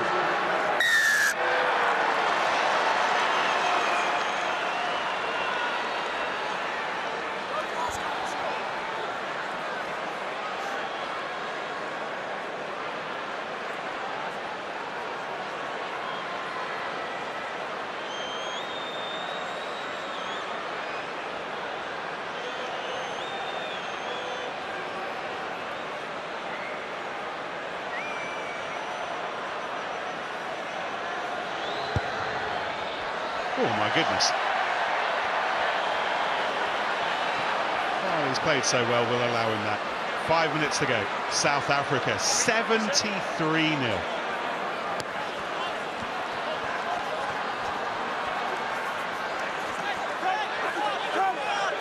They continue to run hard, try to chase down the restart, but it's a familiar pattern now. Not many areas of the pitch, on the pitch, in the air, where Wales have not been battered. Where Feinberg and Gomezulu's been smart as well. They're 73-0. He could easily just play that ball from the middle of the pitch, but he's gone for the territorial kick. Wales kick it back. They win that battle now, because now South Africa have got a line out beyond Wales's 10-metre line. Really good game management. And here's our quilter player, the match contenders, Feinberg and Gomezulu, Kaynan Moody, Esther Hayes and Valemsa, all backs. Purely, we've seen so many of the backs, because 7 forwards obviously swapped on the 50th minute, but those backs all been so influential. And Gomezulu and Valemsa, great distributors, great under the high ball, good kick strategy from him. Moody's been excellent in the loose, and Esther Hayes has just been an absolute monster ball in hand. Not sure we've ever been that kinds of backs, son. Surely a forward. Number 15. Hawkey has put in a shift today. Deolende off the ground and lost forwards, and maybe hope for Wales right at the end, at least of a score perhaps. Chased by Ellis Mee, the ball still alive, and South Africa still defending their line. Oh, Mee gave that absolutely everything. Goal line lookout. Not in the end enough. No, it's a goal line lookout. He's knocked that out. He's can't knock that out. Yeah, wait, please. Sir, he's knocked that there. So it was kicked by Mee. Okay, so it's 22. 22.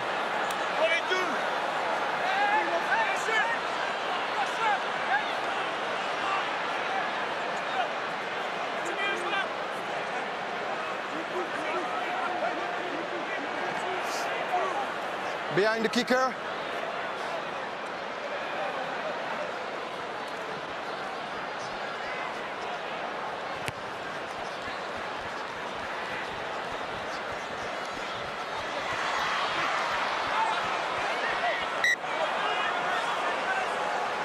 Two and a half minutes to go. Yes. 2.5 minutes Red 2. left to enjoy these World Championship Springboks in 2025. 2.5 minutes for Wales, and then it'll all be over this whole grisly afternoon. As Brodie Coughlan comes on, 24-year-old from Newport, from the Dragons, takes the place of Dewi Lake, and well, he's given everything, Dewi Lake, as he always does, but he will feel hollowed out tonight, I'm sure. Over 50. Gathered by Ben Jason Dixon. South Africa have tried the best part of 50 players over the course of this year. Rassie Erasmus running through his options. Top 1. And we talk about how they've strengthened. They've Done by White. given themselves so many more choices as well. Ball there. Lost. Red. It's not just the first 15, the first 23, as we've seen today, that dismantles the opposition. Esterhazy. Moody. What's happened? Whistle blown because there's a fight on halfway. Guys. That's in the air for 14 seconds. Yeah, but How is there not a more? the ball's still moving. Yeah, but then it stopped on the floor for 5 seconds, and you just roll away on the more. Well, this is a lively end to the year. Ebenezer, Alex Mann, by the looks of things.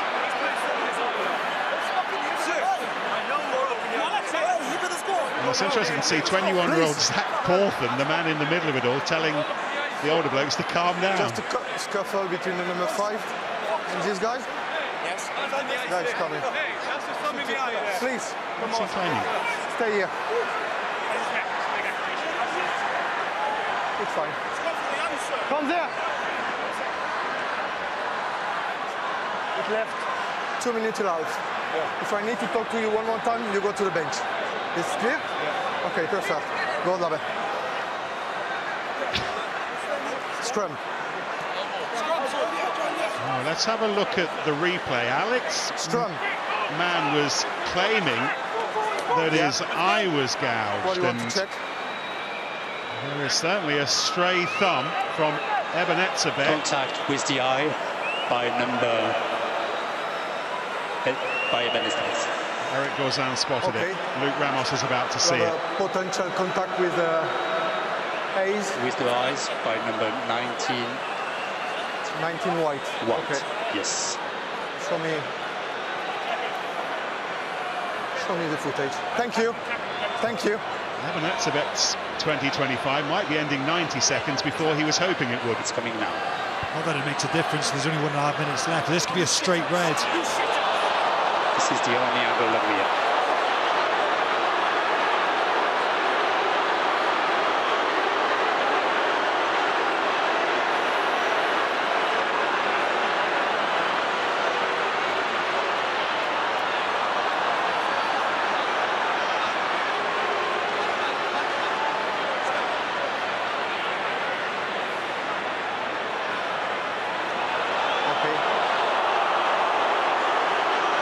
Please. Matthew. I'm not sure there's any mitigation in that. Etzebeth has a clear sight of the replay turning, Alex please. Mann's face. Yes, it's good. For me, it's clear finger in the eyes. Yeah. Yeah, show me the first angle. Okay. You have a clear finger in the eyes. So for me, it's permanent red card. Agree, guys? Thumb? Thumb. Like finger in the eyes. Thumb in the eyes. Okay, I have a decision. Number 19, white. If it's thumb in the eyes, it's permanent red card. Well, the game can't mess around with moments like that. We will restart. Thumb to the eyes, and it is a big red blot at the end of South Africa's 2025, but it is hard to argue against it, as hard as Ebenezer does. He's gone. South Africa down to 14, and his year ends in a flurry of red.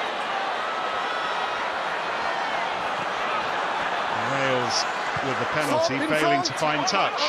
Willems threading it up the line. What do we reckon, boys? Any doubts, any questions about that? Strike the red card as you get. No doubt. Clear hand to the face.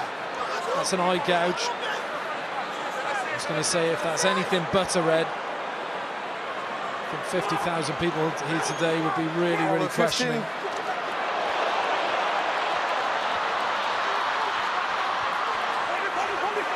No! You're from the side. No! It's really starting to flare up here.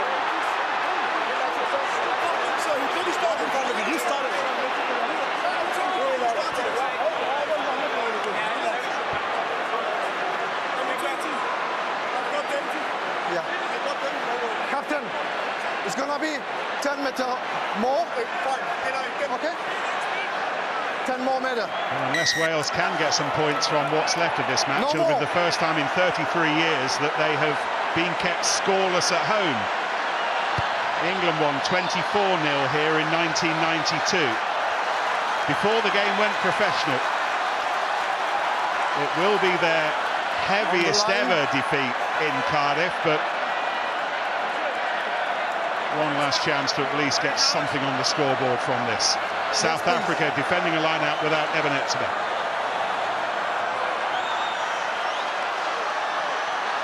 Brody Coughlin's throw. 80th minute, taken in by Mann at the centre of the red card. Coughlin has it.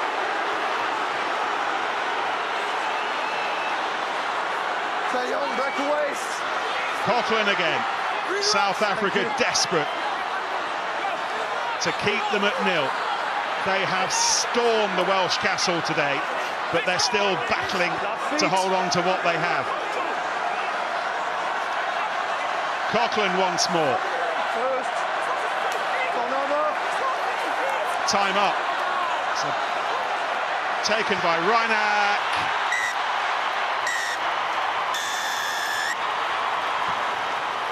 And Wales' agony brought to a close. Battered in Cardiff like they have never been battered before. It takes the very best, maybe the best ever, to post totals like this, and that is unquestionably these South Africans, these Springboks, who end the year with a record-breaking flourish. Final score, Wales 0, South Africa 73, 7-3. Wales 0, South Africa 73.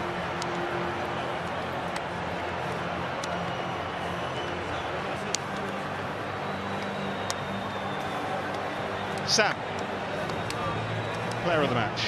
Yeah, our player of the match is that gentleman in shot there, Andre Esterhuizen. I'm not sure I've seen too many ball carrying displays in recent years as dominant as that. He was absolutely magnificent, ball in hand, carrying, getting over the gain line. He popped up for a couple of turnovers himself as well, with some big plays in defence.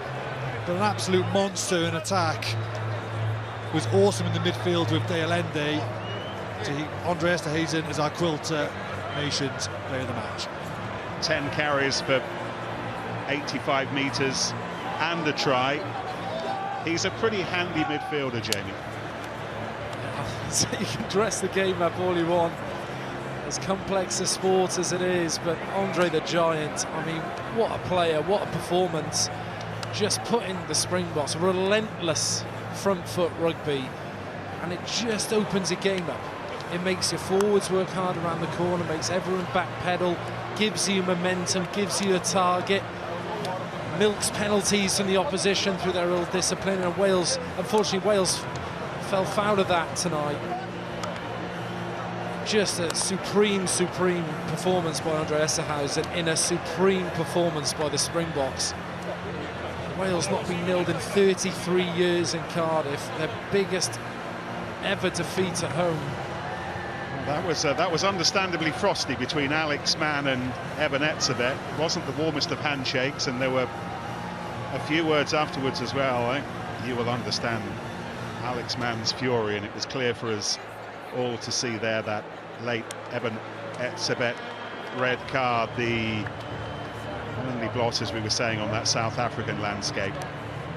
And a reminder that in the middle of all that, Sasha Feinberg and Gomazulu scores 28 points, but still doesn't win man of the match. That award has gone to Andre Esterhazen, and here he is.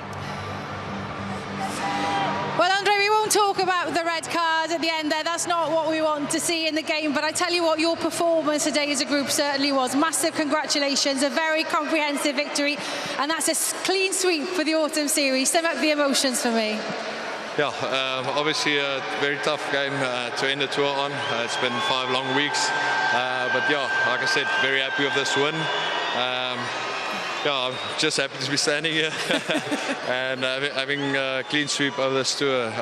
Yeah, we worked really hard for it, and happy we got the rewards at the end. Yeah, so many changes to this team compared to some of the teams we've seen in the autumn so far, but still the bucket load of the experience that we're used to and the dominance that we're used to seeing. What was the most pleasing aspect of that 80 for you guys? I think whatever team they pick any week, every guy steps up, everyone knows their role. I think everyone in the group is everything's so cohesive that it doesn't matter who play. Everyone trusts each other from 1 to 50 in the squad. So whoever steps in plays well, and we play together. A quick word on your opposition, because obviously Wales have had their struggles over the last couple of years. I'm just wondering what you guys expected of them this afternoon, because you made it really difficult for them to even fire a shot. Yeah, well, when you come to Wales, you can always expect a team that never gives up. It's a very tough nation to play against. Physically, they're always up for it.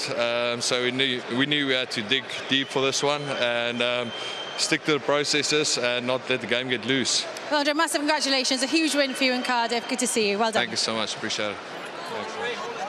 Yeah, Southern Birds, who certainly enjoyed the Northern air whenever they've been up here recently. They've now won 20 of their last 21 tests, and Wales starting the inquest. What do you take from that, Jamie, as a Welshman, from a Welsh perspective? Carry that performance with you for the rest of your career, for the rest of your life. All these lads who've worn that jersey today, it hurts. It hurts. You carry it with you. It can only motivate you. You know, you've got to use it. And sometimes you go through these learnings in your career. You play against the best in the world, and you have a real clear understanding of what it takes, of what you need to do as a player, individually and collective, to reach those heights. And so with that lesson, it's actually a good team to be playing against, albeit the record defeat, and they've been nilled in 33 years, but there could be no clearer vision now for this Wales side. The foundations of the game of Test rugby, how much work they've got to do and how much they need to build on their autumn performance and grow into the Six Nations next year. Well, these two will meet again next year in the New Nations Championship in South Africa in July, when I expect that we will see Sia Khaleesi once again. We're seeing him next right now with Sam. Well, Sia, that's a Northern Hemisphere full house. You return to South Africa or a beach nearby, I don't know, with a clean sweep. Just sum up the satisfaction that comes with that. No, we're very happy with what we've done, and we faced a little bit of challenges along the way. But the way that we came together as a group and the plans that the coaching staff made to help whatever was happening in the game, really proud of it, and I'm proud of the growth of the team as well. I think we've used over 50 players throughout the whole year, so working on squad depth while winning, it's really a big thing for us as a group. Let's talk a little bit about that 80 then. It was a very comprehensive scoreline at the end. I think you only had to make 24 tackles in that first half. Wales couldn't fire a shot, really. Was it as easy as it looked? No, we had to fight. You know, we had a plan. When we obviously respected Wales, we tried to not play in our half at all, wanted to play in their half. I think hence why, you know, they had made a tackle. We played most of the game on their half, but it wasn't easy. We had to fight for everything that we got today. You've had a few red cards on this tour as a group, and taken nothing away from today's performance with that, because that was very, very good. That red card at the end, though, soured it a little bit. What did you make of it? I'm sure he didn't mean to do that on purpose. There's no ways. I mean, if you go for an eye gouge, you know what happens after that. But hopefully, he said sorry to the guy already. But I don't want that to be the highlight of the day. It's been a good day, and also, like for me, I've listened to what the people have been saying, you know, in the media. Why did Wales play this game? the only way for a team to get better is to play against the best. And I know the first choice guys went here, but there's new guys who got an opportunity. Next year when they come through, they've already faced this. And all I can say to them, they must just pull together. I know Welsh people are fighting people. We don't stand down for anybody. And we've been through this too. 2015, I think, I don't know how many guys retired. And we went through a dip for 2 years straight where we struggled as a team, where people burnt our jerseys and nobody wanted to watch us. And then Coach Rusty came and made a plan. So I know the players will fight, the coaching staff will come up with a plan, but the young boys that play today, they've got a day of experience against playing against the top. It's always fantastic to see you in Cardiff. I mean, the crowd behind me here chanting your name. Enjoy the victory, enjoy your time off now. Thank you so much. Thanks, Thank you. Great to see you. He's always so impressive, isn't he? Just after the heat of battle, Jamie, to have that wider perspective, not just for what his side, South Africa, have achieved, but where Wales are right now, and you know, suggesting Wales look for consolation where they can, and reminding everyone that it wasn't always like this for South Africa. Yeah, I know they've built a bit of an empire, South Africa, of course, that's stating the obvious, back-to-back World Cups, but he's right. This South African side have been through some difficult times, been through some soul search, and that's where Wales are at the minute. And you know, they've a mountain to climb. There's no doubt about that. You know, with their squad, the player base, with the way Wales want to evolve and play, you know, it's a huge mountain to climb. But you know, Sia, incredible human. You know, I had the privilege of playing with Sia down at the Stormers down in South Africa. You know, amazing empathy and amazing ability to understand what other people are going through, of course, off the background of his own path and his own journey in the Springbok jersey. You know, incredible leader of men, and you know, he'll feel some empathy for that Wales side, having just done battle, and you know, he put that into good words there in the interview with Sarah. Yeah, we talked of the New Nations Championship in the summer, Wales in South Africa in July. They'll have been on their travels before then. They've got trips to Fiji and Argentina, South Africa hosting England and Scotland, and before all that the Six Nations, of course. Wales at the Allianz Stadium at Twickenham in that first weekend in February. Then they're away to Ireland, home to France, and then games against Scotland and Italy. I'm sure that Dewi Lake will be front and centre of all that. Here he is with Sarah. So Dewi, that was a tough one. It was always going to be, wasn't it? I mean, what are the emotions? What can you tell us after that 80? Well, quite emotional, really. It's obviously disappointing. Never want to leave a field with a scoreboard looking like that, but look, I think ultimately we were overpowered by the end. I think physically we stood up through points, but just not enough. And look, we know there's lots to work on, there's lots to build on, but ultimately we're disappointed with today. Listen, it's so hard. It was so hard for you guys to fire a shot today, and Steve spoke pre-match about how important discipline was going to be. But how difficult is that when you're up against, you know, a scrum as good as South Africa's, or the power in their power play is tough? Yeah, look, I think we knew set piece was always going to be tough. I think we handled it decently well, considering, you know, the power they've got in that area. Stopped the driving maul really well. I think the scrum held up at points it didn't, but you know, when you're against a pack like that that's just well drilled at that set piece, it's tough to get every decision. Look, I think ultimately some were quite harsh in there, but you know, it's our job to try and take the referee out of the game, really, show clear daylight and offsides, get out of rucks where we can, and yeah, look, that's been something we've spoken about a lot through this campaign, because I think it's something that's letting us down at the minute and putting us into difficult spots.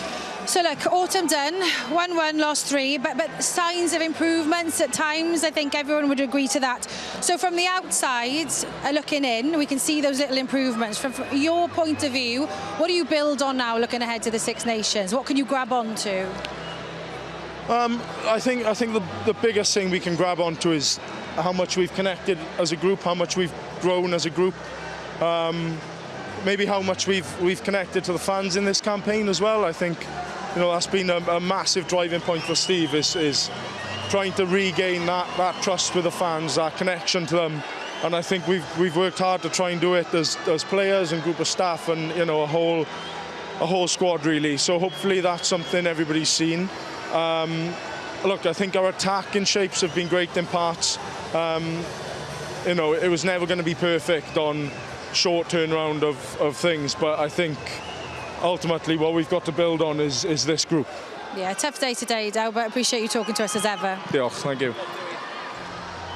Yeah, Dewi Wake and Wales coming up against an unstoppable force today. South Africa accelerating towards the end of 2025. Beat Japan 61-7 at Wembley. Beat France 32-17 in Paris at the Stade de France. How good were they that Saturday night? Italy 32-14 in Turin, 24-13 in Dublin, and they have completed this Northern Hemisphere clean sweep in Cardiff this afternoon, 73-0. This group of players, Jamie, we've been saying all match, but a group of players taking the sport to another level. They don't feel, I mean, clearly they're a generational bunch of players because they're just exceptional, but it feels like this is the way the game will be played now going forwards, and they are redefining what we're watching, certainly in terms of the power every player needs to have. They're becoming the trendsetters, and when you are doing that, dare I say it, with their second side, they were missing 10 players, the Springboks, who've gone back. It's frightening, and it's, I think they're clear favourites now for a three-peat for Rugby World Cup in Australia. It's hard to envisage any team at the minute stopping this side without being super innovative and challenging them in ways they haven't been challenged before. But just, I've mentioned it earlier in comms, their depth is the envy of world rugby. You know, any club side, any international side who can rotate their squad. See, I spoke in his interview, played 50 players this year. 50 players in a test season is incredible. With the win rate they've had, to be able to do that and continue winning test matches is just unparalleled. And you know, the juggernaut rolls on. It's very, very hard to see which side can stop this Springbok side. It is supreme. Well, they're also getting very good at lifting trophies. Not just the World Cup, twice, back-to-back, but the Rugby Championship, defending it for the first time ever this year. And the Prince William Trophy as well, just now. And you look at players like Zach Cawthon and Asanati and Tlabakanya, who were leading the trophy celebrations there. It's not just the established players, it's not just the players who are known in every household, in every pub, not just players like Sia Khaleesi. It's that next generation coming through that suggests that the next decade or so is going to be a very, very good one for these South Africans. Raw statistics, Jamie. I mean, metres made is the one that catches my eye right at the bottom of it. Yeah, and every carry the Springboks made, they win an extra metre. In some cases, an extra 10 metres. The support play and the tackle, you know, the sheer power and strength of the ball carrier, just formidable. And there we are, 809 metres to 293. Just paints the picture. The winning the advantage line, right, in rugby, certainly in test rugby, every metre is gold dust. When you're doing it 809 times, it's unplayable, and you know that's reflected, of course, in the final score of 73-0. But you know, Wales have to find a way to defend better. At times, yes, we talked about Andre Esterhuizen, one of those players who just wins the easy metres, but you know, Wales have reviewed this campaign and they've been caught short a few times, I think, over the course, if they're honest with themselves about how passive they've been in defence and conceded easy metres. This is a real lesson today from a formidable Springbok side, packed full of power and packed full of punch. Thanks for your company, Jamie, and thank you to all of you for your company over the last month or so. The final match of this Quilter Nations series, the final match of this November Test series, and they are opening the roof here at the Principality Stadium to let all of this green and gold brilliance out. How good are this Springbok side? Wales, with plenty of rebuilding to do, they have never been beaten in the way that they have been beaten today by this fabulous South African side. As we say good evening from Cardiff on a Saturday night, we leave you with the final score: Wales 0, South Africa 73.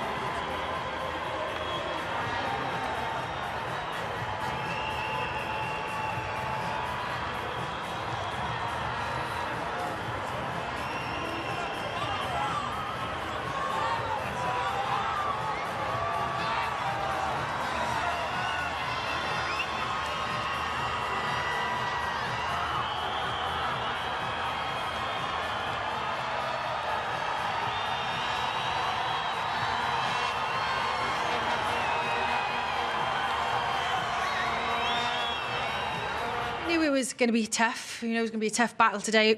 Was it as tough or even tougher than you expected? Yeah, I think you always knew it was going to be tough, and in fairness, they can strangle you, and they certainly did that to us today. So, yeah, it's harsh lessons of Test rugby, and you know, around whether it be a discipline or set piece, if you give penalties or free shots, they can really strangle you. Yeah, because a lot was said about how this was a second-string Springbok side. You count the caps and look at some of the experience, and you'd question that, I guess. We spoke about discipline pre-match, and I'm sure that's one of the frustrations. What else have you got out of that? I think there's a lot of frustrations, but ultimately sometimes you come up against a team that are much better and way further down the track than you. The double world champions for a reason, and then it's probably how they squeeze the game. Sometimes that you're not doing a lot wrong, but actually you can't get the ball back, or they just walk you up the field. So there's some harsh realities and lessons in that game for us, but it's something that you still won the game. And again, for our boys to see how far we need to go and grow and get that strength of depth. You see some boys getting opportunities today, so it's something that is a harsh lesson, but ultimately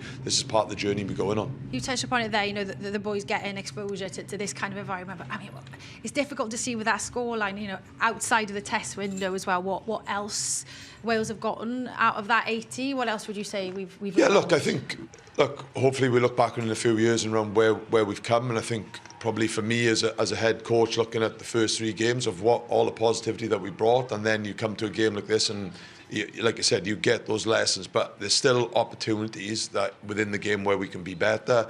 And also I think for our boys going up against it, but also understand how far we've got to go. And again, there's that respite, whether it be physicality pieces, learning around the technical aspects. So it's a massive learning for us. A sour finish to the game. I'm going to have to ask you about that red card and what your take on it was. It's not something that we want to see in the game, is it? Yeah, look, obviously I can only see a little bit of it, but if it is what it is, then you definitely don't want to see that in the game. Should we look ahead to the Six Nations then? Yes. Because as you mentioned, spoke about it pre-match. You're four games in now to your tenure. What have you learned from this group of yours? Because we have seen positives, positives along the way. So what have you learned as you look ahead to the Six Nations? Oh, look, I think within the group you see how connected they are, and they do fight, and even today it wasn't a lack of effort. And you've seen the New Zealand game, the Argentina. I think there's lots of positives to come out of that game, the way we got over the line against Japan. So for me, it's taking those, but also understanding of where we need to grow and where we need to adapt and adapt quickly, ready for the Six Nations. Appreciate your time, Stephen. Thank you very much. Thank you, Ta. Thank you.